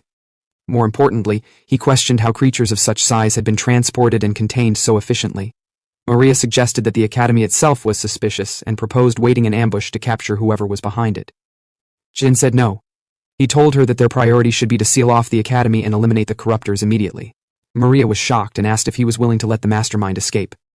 Jin explained calmly that if the corruptors were to break loose, the students above them would become the victims. Hearing this, Maria realized he was right. Jin added that even Wilton would prioritize the safety of innocent lives over capturing a single enemy. After a brief pause, Jin said that he had a bad feeling about the situation. His instincts, which had never failed him before, were warning him that something was wrong, so he decided to investigate the facility further. He instructed Maria to find her brother and have the academy sealed off immediately. Maria nodded and rushed out at full speed. Jin then walked forward, hoping there's some clues about what is going on in the academy. At the same time, above the facility, Gita walked through the academy grounds. However, he could not enjoy a moment of peace. Students whispered and laughed as he passed, mocking him for his defeat and for being beaten so badly by someone they considered a lesser species. Gita clenched his fists, unable to hide his anger. His reputation had been completely destroyed because of Jin. He could not accept it. From his perspective, what Jin had done was impossible.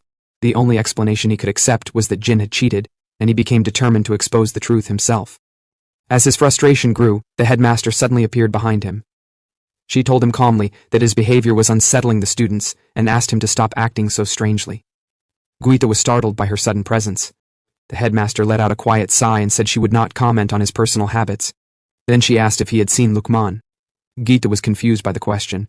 He replied that he had not seen him since the entrance ceremony earlier that day.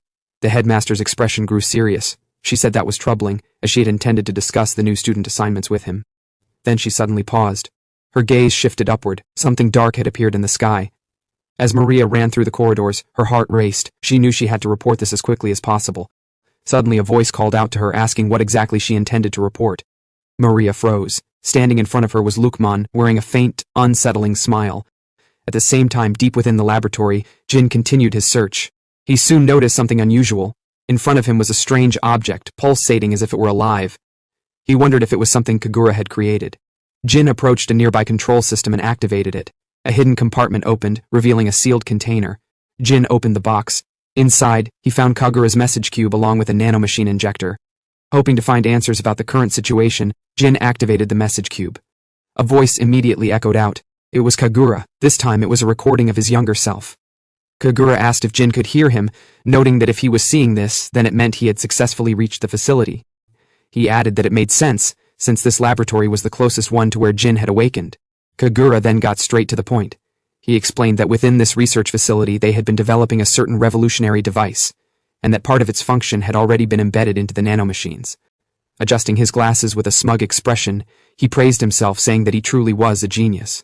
He then asked Jin if he could guess what kind of device it was. Jin listened calmly.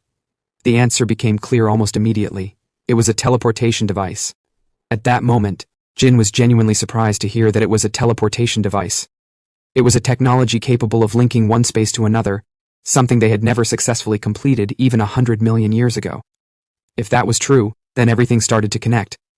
The corruptors appearing in the capital and the incident Wilton had mentioned were most likely caused by them being transported through this device.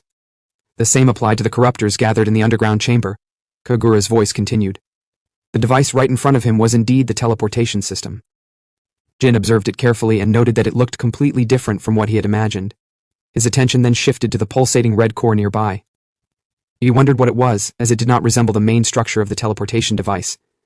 At that exact moment, the clock on the wall reached a specific mark. The red core suddenly began to glow intensely. Jin immediately braced himself as a violent surge of wind burst outward. In the next instant, something unbelievable happened. Every corruptor inside the cages vanished. A flash of light shot through the chamber, and in that moment, they were all gone. At the same time, above ground, chaos erupted. Rhea rushed toward Wilton and urgently reported that a massive emergency had broken out in the capital. Wilton's expression hardened as he realized what was happening. Corruptors were raining down from the sky, descending in beams of light like a storm of destruction. Back within the academy, Lukman stood calmly as he faced Maria. She activated her magic and demanded that he move aside, asking directly if he was behind everything. Lukman smiled faintly and admitted that she had figured it out, although it no longer mattered. He explained that today was the day they would make their move. The plan had originally been scheduled for later, but her investigation had forced them to accelerate their timeline. He also revealed that Jin was a threat, recognizing it the moment he saw him. He compared him to Wilton, implying that both of them were dangerous obstacles. He then asked if Jin had already discovered the hidden facility below. Maria did not hesitate and prepared to attack. However, Lukman confidently declared that she had no chance of defeating him, as he had already obtained an invincible power. Before he could continue, Hakama suddenly appeared behind him. Without hesitation, she smashed a flask over his head. The impact knocked Lukman unconscious instantly. Hakama proudly declared that she had won. Maria stared at her in disbelief and asked what she was doing here. Hakama explained that she had been looking for Jin because the situation outside had become extremely dangerous and they needed his help. A new girl stepped forward and introduced herself as Pluta, saying she had followed them after seeing Jin enter the area. She asked nervously if it was really acceptable to knock out a teacher like that. Hakama casually replied that it would be fine and jokingly suggested they could just blame Maria. Maria was visibly annoyed but chose not to argue. At that moment, Jin arrived. He immediately noticed Lukman on the ground and asked what had happened. Hakama grabbed his sleeve and urgently told him that things outside had gotten much worse. Jin responded that he already knew. All the corruptors in the facility were gone. Maria's expression turned pale as she realized the full extent of the situation. Without wasting another second, all of them rushed outside. What they saw left them speechless. The capital was in complete chaos. Corruptors were rampaging through the streets, attacking indiscriminately. Flying creatures tore through the sky, while massive beasts destroyed everything in their path. Even the nobles were not spared. In the distance, an enormous corruptor roared violently, its presence shaking the entire city. Maria was overwhelmed with fear at the sight. Jin clenched his teeth, realizing his mistake. He admitted to himself that he should have destroyed the device immediately. Hakama suddenly pointed ahead and told him to look. In the distance, the massive corruptor that appeared to be the leader let out a deafening roar. It opened its mouth and gathered an enormous amount of condensed magic, forming a destructive blast aimed directly at the royal capital. Maria and the others immediately realized the danger. The attack was heading straight for the capital's main district. If it landed, the royal family and countless civilians would be wiped out instantly. Jin stepped forward and pulled out the nanomachine injector. He admitted to himself that this situation was his mistake, and he would be the one to fix it. From Kagura's message, he already understood what this device could do. It granted a temporary enhancement by replicating a simplified version of the teleportation system. Using the energy stored within the nanomachines, he could teleport once per day, though only over a limited distance within his line of sight. Without hesitation, Jin activated it. In the next instant he vanished. He reappeared directly in front of the incoming attack. A shield formed around him as he braced himself. The massive blast collided with his barrier, stopping just short of reaching the royal capital. A few minutes earlier, chaos had already taken over the capital. Monsters rampaged through the streets, destroying everything in sight and killing without restraint. The explorer girl sprinted through the chaos and rushed into a room where the guildmaster was. She urgently reported that a massive corruptor had appeared at the outer wall. The guildmaster replied calmly that he already knew. He explained that there was nothing more they could do. Every available fighter had already been deployed, including all holy knights who were still in the capital. The rest were away on missions. The girl was shocked. The guildmaster stared at the monstrous figure outside and realized that this had been carefully planned. The attack had been timed for when the strongest forces were absent. He thought to himself that if the Grand Captain had been present, this situation might have been stopped. Then he could see the corruptor gathering an immense amount of energy in its mouth and fired a devastating blast toward the royal palace. The guildmaster closed his eyes, accepting what he believed to be his final moment. But suddenly, the girl shouted for him to look. His eyes snapped open. Someone had appeared in the sky and blocked the attack. It was Jin. The girl excitedly told him that this was the man from Kodama village. After stopping the attack, Jin landed on top of a tower. Without wasting time, he gathered power into his fist and launched a counterattack toward the massive corruptor. The blast struck its body and the corruptor roared in pain. However, Jin immediately realized that the damage was minimal. The creature's enormous size made it difficult to bring down in a single strike. On top of that, Jin could feel that his body was weakened. The teleportation had drained more energy than he expected. He understood that this fight would not be as fast as it used to. In response, he formed a weapon from his hand, shaping it into a blade. If raw power was not enough, then he would rely on his old fighting style and stretch for bit. Jin then launched multiple sword strikes at TA Corruptor. Each hit pierced its body, causing it to tremble, but he knew it would regenerate soon. This was only a distraction. He shifted his focus and applied the fundamentals of nanomachine control. He manipulated gravity to reduce resistance and used air pressure to increase his speed. His movements accelerated instantly. At the same time, elsewhere on the battlefield, a corruptor was about to devour a soldier. Before it could strike, flames shot through the air and struck it down. The attackers were the same two academy students who had previously tried to fight Jin. Though arrogant, they were not cowards. Faced with the destruction of the capital, they chose to fight. Just as they found themselves surrounded, Jin suddenly appeared beside them and instantly eliminated the monsters nearby. They stared at him in shock, especially since he was the same person they had looked down on earlier. Jin moved again without hesitation. He knew the massive corruptor would take some time to regenerate, so he intended to finish the fight before that happened. The creature fired another barrage of attacks, but Jin avoided them effortlessly. He analyzed its pattern and concluded that aside from its large-scale attack, it was not particularly dangerous. With that in mind, he pushed his speed even further. In the next instant, he closed the distance. He leaped into the air and struck its leg, targeting its structure. The corruptor trembled as it struggled to track his movements. Jin continued his assault, striking repeatedly at its legs and joints, weakening it piece by piece. The people watching from a distance held their breath, hoping he would succeed. Finally, Jin transformed his weapon into a spear. Gathering all his force, he launched himself upward and drove the spear down through the creature's head. The impact triggered a massive explosion. The force of the blast shook the entire area. Everyone stood in shock after witnessing such an overwhelming explosion. The guildmaster could hardly believe what he had just seen. Jin had single-handedly defeated the massive corruptor. He could not help but wonder what kind of man Jin truly was. 3 days later, the capital was slowly recovering. Damaged buildings were being repaired, and order was gradually being restored. Inside one of those buildings, Jin stood by a window looking outside. He stretched his body slightly and commented that despite how massive the incident had been, the damage was surprisingly limited. He sat down and reflected on the situation. Thanks to the Holy Knights, the chaos had been contained quickly. They had already been on guard because of the giant corruptor, which allowed them to respond efficiently even though some of them could not move freely at first, and the academy had been sealed off for investigation. Lukeman, who was suspected to be the main culprit, had been captured. Several instructors and staff members suspected of involvement were also detained and taken to the castle for questioning. Jin lay back and remarked that the academy would likely be closed for a while, even though he had only worked there for a single day. However, the incident made him realize something important.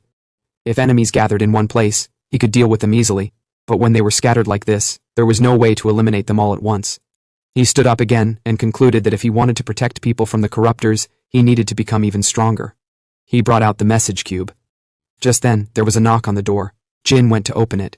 To his surprise, Maria stood there dressed elegantly. She bowed politely and said she had come to escort him.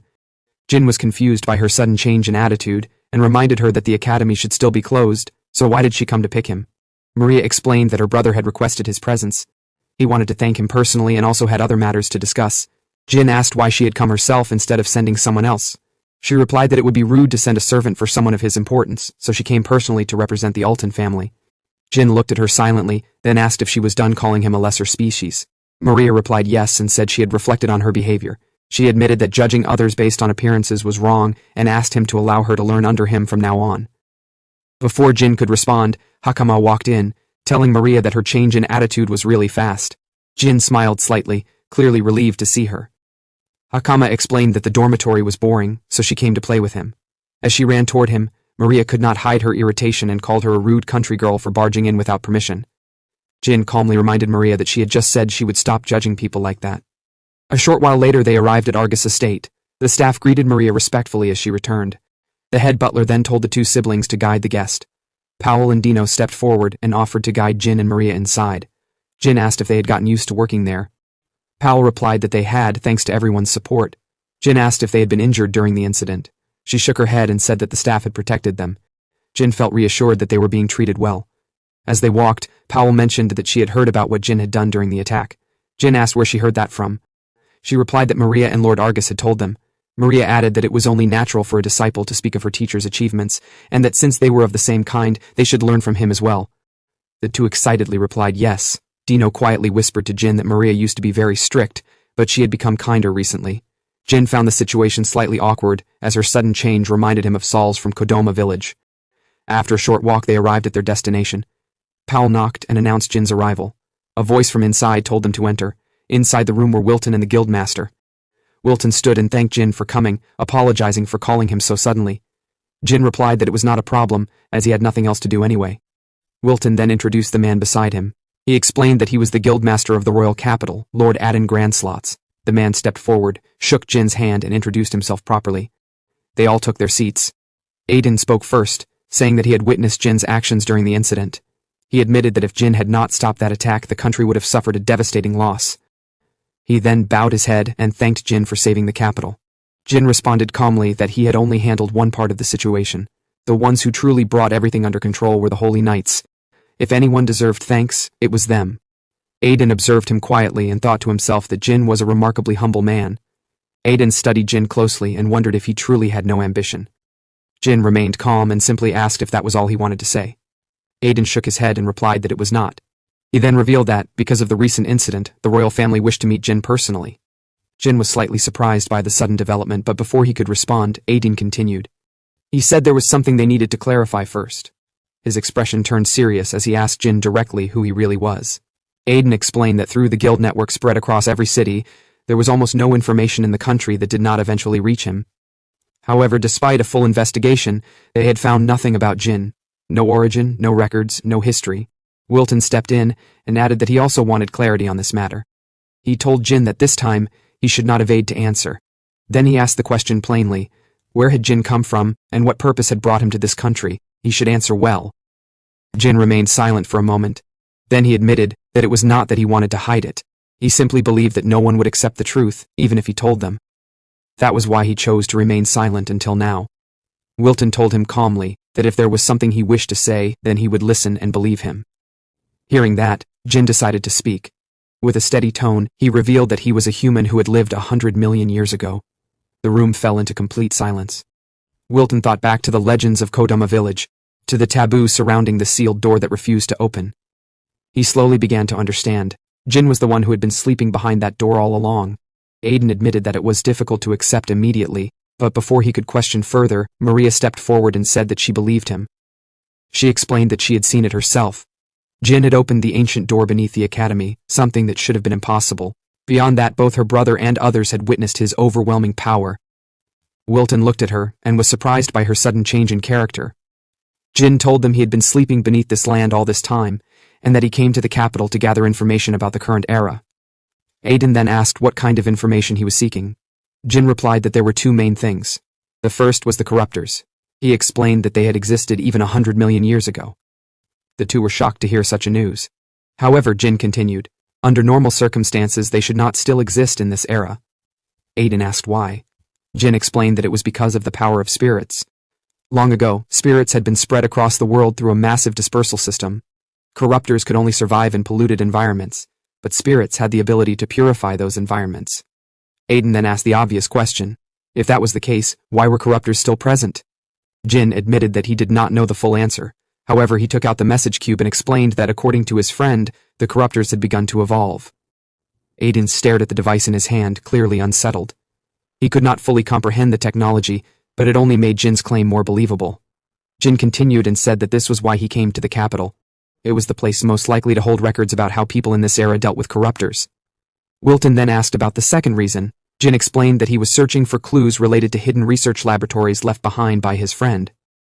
One of those facilities had already been discovered beneath the capital, though he chose not to mention the power-ups he'll get from them. Finally, Jin stated his goal clearly. He intended to erase the corruptors from this world entirely.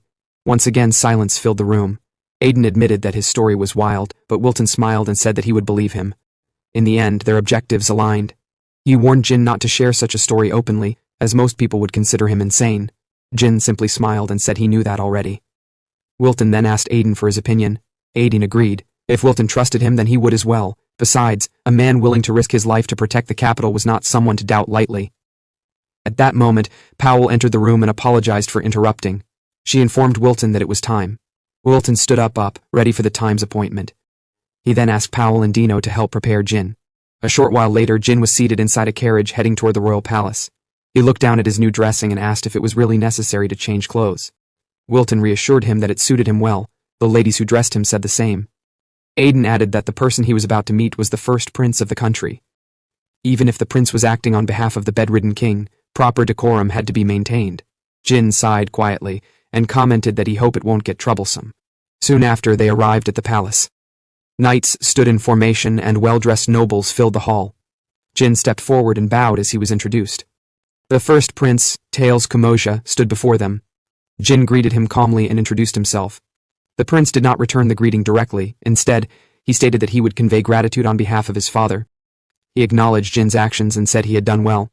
Then, with a composed but proud tone, he spoke further. He mentioned that he had heard Jin was from Kodama village, and remarked that it was surprising for someone so capable to come from such a tiny place. Jin noticed the comparison but said nothing. The prince then dropped all pretense. With a confident smile, he told Jin to become his royal knight, and he should work himself to the bone, befitting of the role. Jin remained silent for a moment. The prince smiled and asked what was wrong, wondering why he had not answered.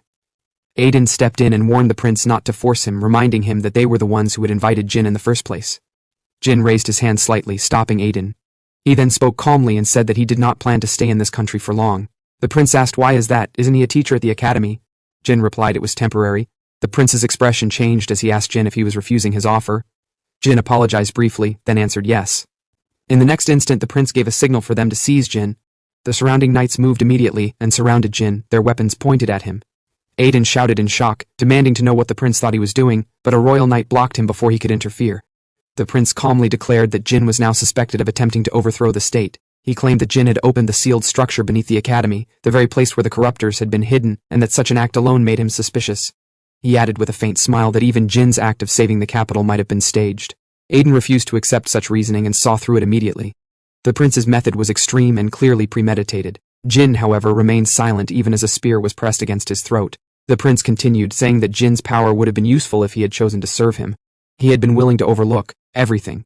But since Jin refused, there was no other choice. Wilton stood quietly, thinking. He knew something was wrong. Jin had only arrived recently and could not have orchestrated something on this scale. More importantly, Wilton himself had asked Jin to investigate the academy. Then he noticed it. The expressions of certain royal knights, they were smiling. That was when he realized the truth. From the beginning, this had been a trap. The guards present were those absolutely loyal to the first prince, the fanatically third Royal Knight Commander, and the fourth Royal Knight Commander. They are known for carrying out unjust orders without hesitation. If Jin refused, they had planned to eliminate him from the start. The prince stepped forward slightly and told Jin that a man who could defeat a giant corruptor was too dangerous to be left free. Still, he extended one final offer. If Jin swore loyalty, he would spare him. Silence filled the hall. Jin finally spoke. He told the prince to enlighten him a bit.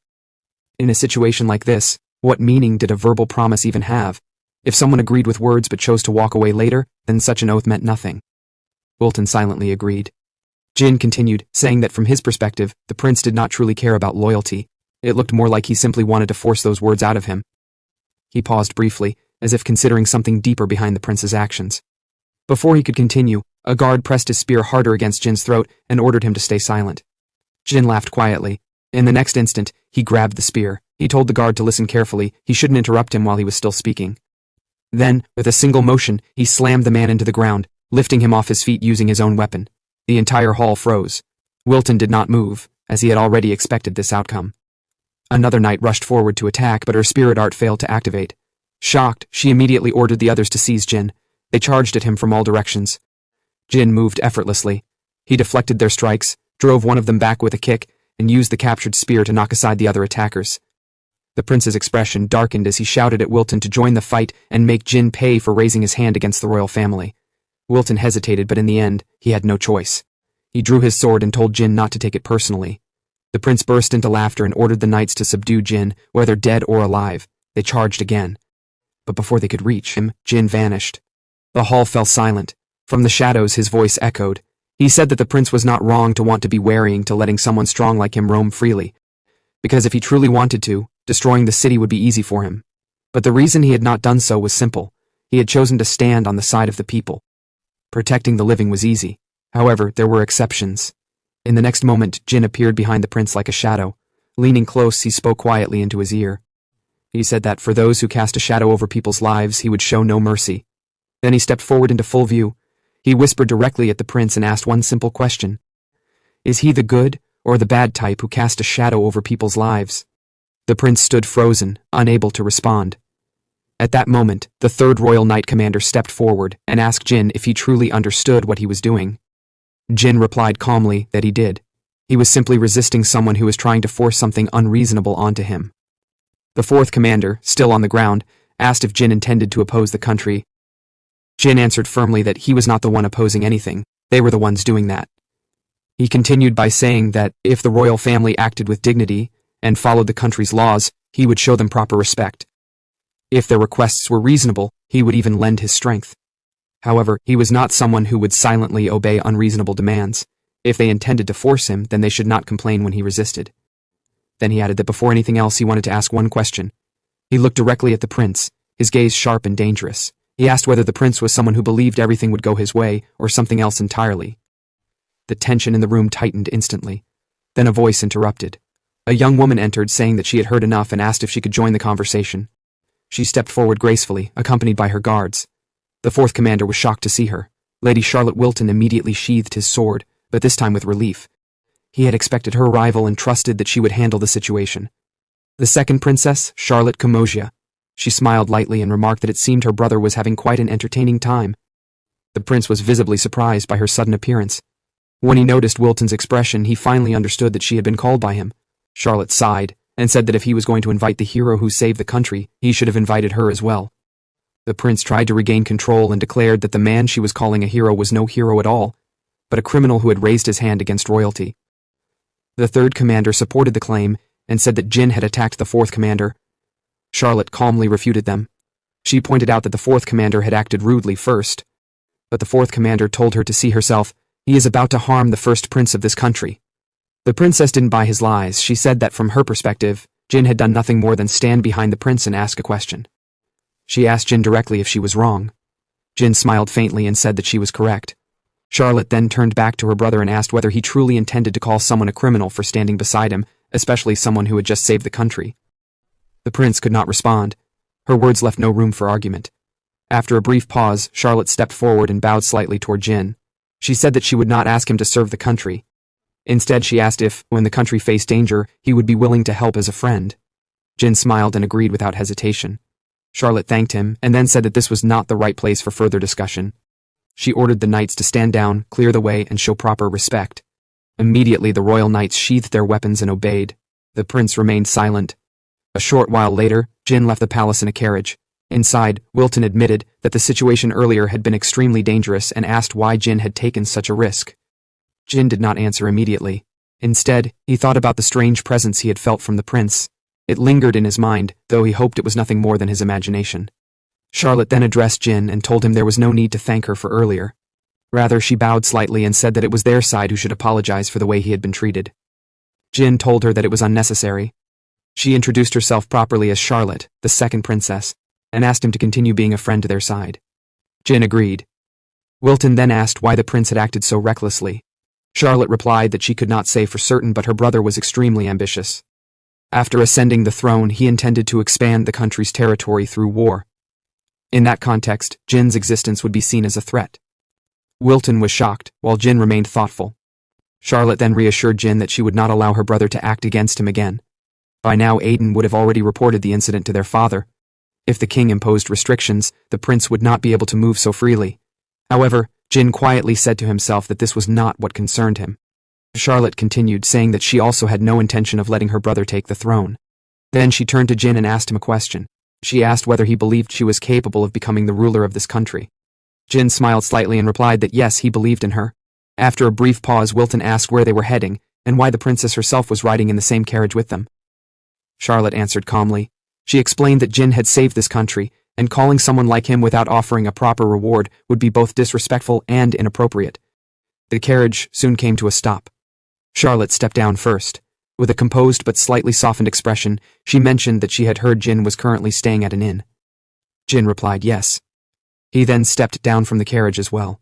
Charlotte turned to face him, then she looked up and spoke.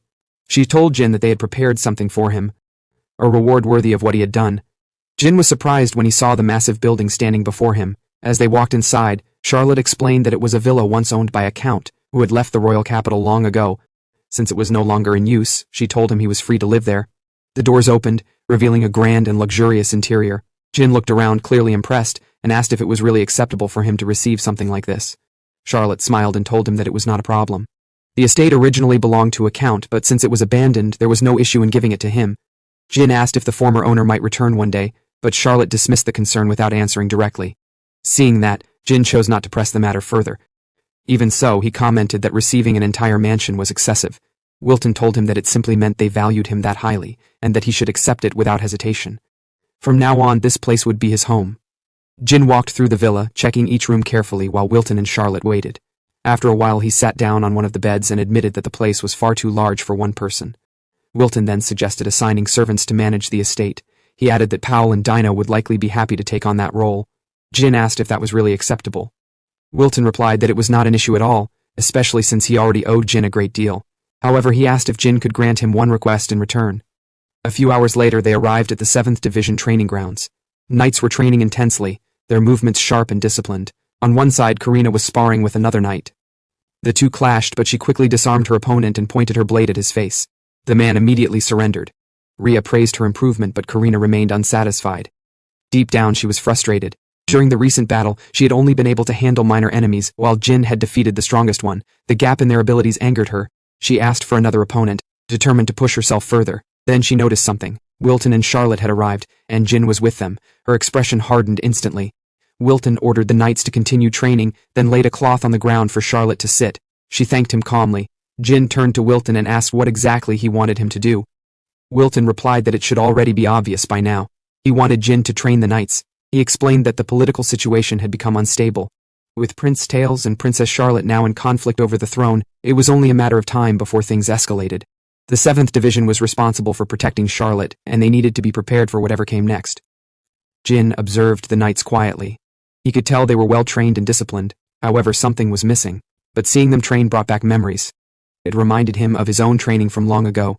To become an official knight working for the country, he trained like his life depended on it. Wilton called the knights to gather. He announced that, starting today, they would receive special training from the hero who had saved the capital. Jin would teach them what they lacked, and he asked if they understood. The knights responded loudly. Yes! Jin looked at them and thought to himself that teaching obedient people would be easy, but those who resisted would be troublesome. He stepped forward and gave his first instruction. They would start by running. Karina immediately objected. She said they already trained their stamina regularly and saw no point in repeating something so basic. Wilton was about to scold her, but Jin raised a hand to stop him. He apologized lightly and said he would adjust the method. Karina asked what he planned to do instead. Jin removed his jacket and stepped forward. He picked up a spear and asked if that was her weapon of choice. She replied yes. Jin took a spear from the rack and pointed it toward her. He told her to try and land a single hit on him. There was no time limit. If she managed to score even 1 point, then they would skip the running. After all, no one would want to be taught by someone weaker than themselves. Karina smirked, clearly pleased by the challenge. She asked if he could even use a spear. Jin replied calmly that it was not a problem. Then, with smooth and precise movements, he demonstrated several spear techniques. The knights watched in surprise. His control was flawless. Jin looked at them and stated confidently that there was no weapon he could not use. 100 million years ago, Jin trained relentlessly. Kagura walked in and asked if he was using a spear again. Jin was breathing heavily when he noticed him. Kagura held out a drink and casually asked if Jin had any hobbies besides training. Jin stepped forward, took the drink, and said that when he was younger, he used to watch Heroes movie, so he had no other hobbies. Kagura sighed and clarified that he meant now, not when he was a child. He reminded Jin that he was already the best agent in the country, so it would not hurt to rest sometimes. Jin shook his head. He said he did not have that kind of time. When infiltrating enemy organizations, he was often sent in with nothing. In those situations, he had to secure weapons on site. That meant he needed to be able to use any weapon effectively in order to increase his chances of survival. Kagura fell silent for a moment. Then he sighed and said that one day, he would create something so Jin would never have to worry about weapons again. Now back in the present, Jin and Karina stood facing each other with spears in hand. They clashed. Within seconds, Jin saw through her movements and parried her attack with ease. Karina was shocked. Before she could recover, Jin countered and defeated her. It was her 15th loss in a row. She refused to accept it and demanded another round. Jin agreed. They clashed again. Jin overpowered her strike and pushed her back. As he fought, he analyzed her. Her speed was good, her reaction time was sharp, her strength was impressive, and every strike carried weight. He was genuinely impressed by the evolved humans of this era. However, there was a clear problem. With a swift motion, he disarmed her again and pointed his spear at her. Karina froze. Jin told her calmly that this was as far as she could go. She protested, saying she could still fight. Jin shook his head. He told her she lacked stamina. The longer she fought, the weaker she became. He turned and walked away to return the spear. Karina stood there, speechless, breathing heavily. Jin thought to himself that her movements relied too heavily on raw physical ability and lacked refinement. This era seemed to focus mainly on spirit arts, and as a result their fundamental combat skills were lacking. Compared to the warriors of his time, the difference in training was clear. Before anything else, they needed to build stamina. He turned back to her and asked if she had any complaints now. This time, she could not argue. She had felt it herself. What shocked her more was that Jin was not even sweating. She could not understand it. Jin extended his hand and asked if she could stand. After a brief hesitation, she accepted and allowed him to help her up. She had no choice but to admit that he was stronger. Jin then turned to the rest of the knights and told them it was time to begin training. None of them objected. They had all witnessed his strength. A few hours later, in a prison deep within the capital, the first prince walked down a dim corridor holding a lamp. He stopped in front of a cell and opened it. Inside sat Lukman. Lukman smiled faintly and remarked that a rather important person had come to visit. The prince stepped inside and said he wanted to have a conversation with the mastermind behind the capital's incident. That's why he came. Lukman sighed and replied that there was nothing to talk about. The prince stared at him and calmly asked if that was really the case. Even in his current situation, he remained unusually calm. The prince noticed and asked if he was still planning something. Lukman replied casually that it did not matter. Even if they managed to escape this situation, the royal family would eventually fall anyway. The prince smiled faintly and asked if he truly believed that. Then, without warning, he took something out from his clothing and held it up. He asked Lukman if he had been planning to use the power of this pendant. Lukman's eyes widened in shock. He could not believe what he was seeing. He muttered that it was impossible, that knowledge was supposed to be his alone. The prince tilted his head slightly and asked if Lukman really believed it was his exclusive secret. He explained calmly that the pendant was a tool capable of sealing and manipulating the power of corruptors. It was likely the same tool Lukman had used during the recent incident. Lukman fell silent, completely shaken. The prince told him not to panic. Then his tone shifted. He said that now the real conversation could begin. He proposed that Lukman join hands with him since he clearly held resentment toward the Kumozia royal family. Lukman was caught off guard by the sudden offer. The prince continued, explaining that both his father and Charlotte were too soft. If things continued like this, the country would eventually fall to external forces, Lukman asked, almost in disbelief, if the prince intended to destroy his own royal family. The prince answered without hesitation, yes. He said the country needed to be rebuilt from the ground up into something stronger and more absolute. For that, he needed power that could not be opposed. Lukman hesitated, then slowly agreed. However, he added that he could not promise to make the prince king of this new country. The prince replied that it did not matter. In exchange, he only required one thing. Lukman alone had to swear loyalty to him. Lukman narrowed his eyes and asked what he meant by that. The prince answered simply that he had no intention of being betrayed later. Lukman smirked internally. To him, such an oath meant nothing. He planned to use the prince for his own purposes and discard him when the time came. Outwardly, he agreed. He declared that he would swear loyalty. The moment the words left his mouth, the pendant in the prince's hand reacted. A dark energy filled the room. Lukman's body suddenly convulsed as a sharp shock ran through him. His expression froze. That was when he realized it. He had walked straight into a trap. The prince explained calmly that the pendant did more than control corruptors. It imposed a powerful suggestion on anyone who spoke certain words in its presence. Even if those words were spoken as a lie, the device would twist the mind and make them believe it was their true intention. Lukman's resistance collapsed instantly. He dropped to his knees. In a submissive tone, he addressed the prince as his lord and asked for orders. He had been completely overridden. The prince looked down at him with disgust. He called him pathetic. He said that someone of such a low background daring to challenge the royal family was laughable. To him, Lukman was nothing more than a tool. Then his expression hardened. He declared that neither Charlotte nor anyone else was fit to rule. This country belonged to him, and he would be the one to shape its future. Back at the 7th Division training ground, Jin stretched lightly and commented that running really did feel good. Meanwhile, the knights who had been running with him were all collapsed on the ground. Some were completely exhausted, while others were vomiting. Jin looked at them and thought to himself that the training had turned into something straight out of an old sports story. A few minutes later, he apologized to Wilton for overdoing it. Wilton shook his head and said it was not a problem. In fact, he was glad they had realized their lack of stamina. He explained that knights in this era relied heavily on horses for movement, and most battles were decided quickly using spirit arts. Because of that, stamina had been neglected. For the time being, he planned to focus their training on endurance. Jin agreed that it was the right approach. After a brief pause, he glanced at Princess Charlotte and asked if she won't be returning. Charlotte calmly asked if her presence was bothering him. Jin denied it, but she replied that even so, she would likely be scolded if she stayed too long. Then she said there was something she wanted to confirm. One of the knights handed her a pouch. She took out a device that resembled a compass and showed it to Jin. She asked if he had ever seen something like it before. Jin immediately recognized the resemblance to the device he had seen in the underground laboratory beneath the academy, but he chose his words carefully and asked what it was. Charlotte explained that it had been secretly confiscated from Lukman. It appeared to interfere with the power of corruptors, so they referred to it as an invasion tool. Jin could not hide his surprise.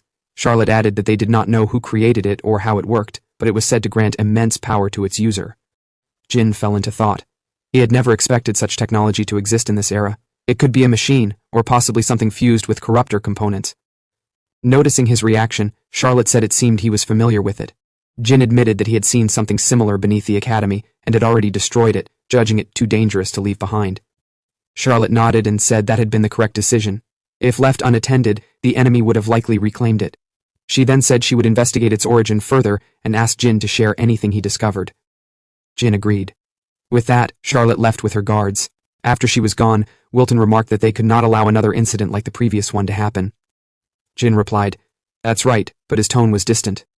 Wilton noticed and asked what was wrong. Jin said it was nothing, but his mind was deep in those. Normally, corruptors rampaged without pause. However, the ones he had seen recently had behaved differently. They had remained still as if waiting, and their movements had been coordinated. At first he thought it might be due to the invasion tools, but that explanation did not fully fit. Then a realization struck him. He remembered Kagura's words about evolving corruptors. There might be higher-level corruptors capable of giving orders. If that was true, then everything made sense. This discovery unsettled him, but there was nothing he could do about it immediately. 4 days later, at Harnisk Academy, the headmaster was finally released. She sighed heavily and complained that the interrogation had been exhausting. She had insisted repeatedly that she was not involved, yet no one had listened. Even so, she admitted that she had not expected there to be traitors within the academy. Wilton told her that it was not entirely her fault. She commented that things could have become irreversible if Jin had not intervened. The headmaster then turned to Jin and asked if he had only been temporarily hired for the investigation and was not officially affiliated with the Holy Knight Order. Jin replied yes. She then bowed her head slightly and thanked him for protecting both the country and the students. Jin was caught off guard and did not respond, rather he simply smiled. The headmaster then asked if he intended to continue teaching at the academy. Jin hesitated. He thought to himself that originally he had taken the position for money, but after the recent rewards that was no longer necessary. Wilton offered to arrange a replacement if needed. However, the headmaster shook her head and said that was not necessary. She stated that once Jin had accepted the position, he had a responsibility to see it through. She added that quitting after only the first day would be unfair to the students. Wilton and Jin could not argue with that. Her reasoning was completely valid. Wilton still tried to persuade her, but she shook her head and said she was not saying it out of spite. It was simply the right thing to do. She then told Jin to follow her. A few minutes later, as they walked down the hallway, Jin asked about Professor Guida. Wilton hesitated for a moment before replying that Guida was still being detained. Apparently, he had been muttering to himself non-stop, likely thinking of ways to get back at Jin after being humiliated. Wilton then mentioned that there had been several reports of Guida's suspicious behavior and asked what they should do with him. Jin replied that Guida was probably harmless and suggested that they release him.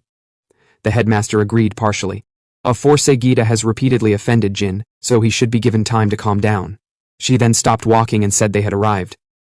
Opening the door, she told Jin to go inside. As the door slid open, Jin stepped forward and was slightly surprised to see a classroom filled with students, all waiting for him. Jin looked around the classroom and asked the headmaster what was going on. She calmly told him that all the students were there for him. The rumors about him saving the capital had already spread throughout the academy. The students stared at him with excitement and admiration. Maria, however, let out a sigh and commented that they had no shame. She pointed out that they were the same people who had looked down on him just a short while ago. Lias immediately responded, telling her that she was no different at the beginning. At that moment, a girl stepped forward. With a nervous expression, she told Jin that there was something she wanted to say. She explained that during the day of the invasion she had skipped class and gone into town. That was when a corruptor attacked her. At that time she froze completely in fear and could not even move. Just when she thought it was over, he appeared and saved her. With tears in her eyes, she thanked him sincerely. After that, more students stepped forward one by one, expressing their gratitude. Jin remained silent for a moment as he listened. The headmaster gently placed a hand on his shoulder and told him that, as he could see, the students already looked up to him. She admitted that he probably had his own goals and responsibilities, but she asked if he could teach them, even if it was only occasionally. Jin stood quietly for a moment, then he gave a faint smile and agreed. He told her that he would teach them. Now going back 100 million years ago, Jin found himself in a serious predicament during a mission. Before the discovery of corruptors, Kagura had explained that the government had officially named the monsters corruptors. One of the team members remarked that the name was fitting, since they were creatures born from corruption and depravity, only able to exist in heavily polluted environments. Another added that it seems there was nowhere left for humanity to escape to. Jin remained silent throughout the discussion. The female teammate noticed his expression and asked what was wrong. She was Sakuma, a member of the government's first special attack force. Another teammate, Kazuma Muguto, also spoke up, saying Jin did not look like himself. Mizuki Maruyama added that his usual overconfident attitude was nowhere to be seen. All of them looked at him, waiting for an answer. Jin remained silent for a moment before finally speaking. He told his teammates that their opponent this time was not human. It was an unidentifiable monster. Even missiles were not enough to completely destroy it. He then asked them a simple question. Did they really think they had a chance of winning? Seeing his expression, the girl stood up and smacked him lightly on the cheek. She told him to get a grip. He was the strongest agent in their country, so he should not be acting like this. He should keep his usual calm and composed expression. She added that once the environment was restored, those monsters would no longer be able to survive. Kagura replied that's true, their science team was already developing a device to purify the polluted environment. Now, all that remained was whether humanity could hold out until it was completed. The girl spoke confidently, saying then it's simple. They would keep holding them off like they always had. Jin said nothing, but he quietly agreed. However, those memories did not last. In the next moment, everything was gone. One after another, his teammates were wiped out by the corruptors. Jin stood alone on the battlefield, his expression blank and lifeless. His body slowly dropped to his knees as his mind failed to process what had just happened. Then he heard a voice call his name. It was Sana. Without hesitation, he rushed toward her and tried to treat her wounds, but she gently stopped him. She told him it was already too late. More importantly, she grabbed his hand and told him to listen carefully. She said she would not ask him to save the world. She only wanted him to never give up, no matter what happened, until the very last second. Moments later, she died in front of him. Jin was left alone. In the depths of despair, he picked up a burner phone and contacted Kagura. He asked about the human experiment using nanomachines and told him he was ready to be used as a test subject. Kagura hesitated and asked if he was truly sure. If his body was not compatible, he would die. Jin replied calmly that continuing like this would lead to the same result anyway. He said he would not give up, no matter what. But then Jin suddenly bolted up awake. It had all been a dream. He sat up slowly and looked at the message cubes beside him. For a moment he remained silent before picking one up. An image of his former teammates appeared. Jin spoke quietly, telling them not to worry. He had not forgotten. No matter how long it took, he would reclaim a world without corruptors. That was his promise. The next day, far to the northeast of the Kamosha kingdom, a knight rushed forward in panic. He reported that an enemy force was advancing from the northern Bileheart kingdom. The Grand Commander of the Holy Knights, Glenn Oz, stood calmly observing into the distance. He told the knight there was no need to report it, he could already see it. In front of them, an overwhelming horde of corruptors surged forward, their presence suffocating and oppressive. Without hesitation, Glenn activated his spirit art and launched an attack. To his shock, the attack was completely erased. His expression darkened. He immediately ordered the knight to return to the capital and report to the king while he held the line. As the knight fled, Glenn stared at the approaching army. He realized something was wrong. Corruptors gathering like this had never happened before. Then, deep within the horde, he saw a figure. At that moment, a chilling thought crossed his mind. Something was controlling them.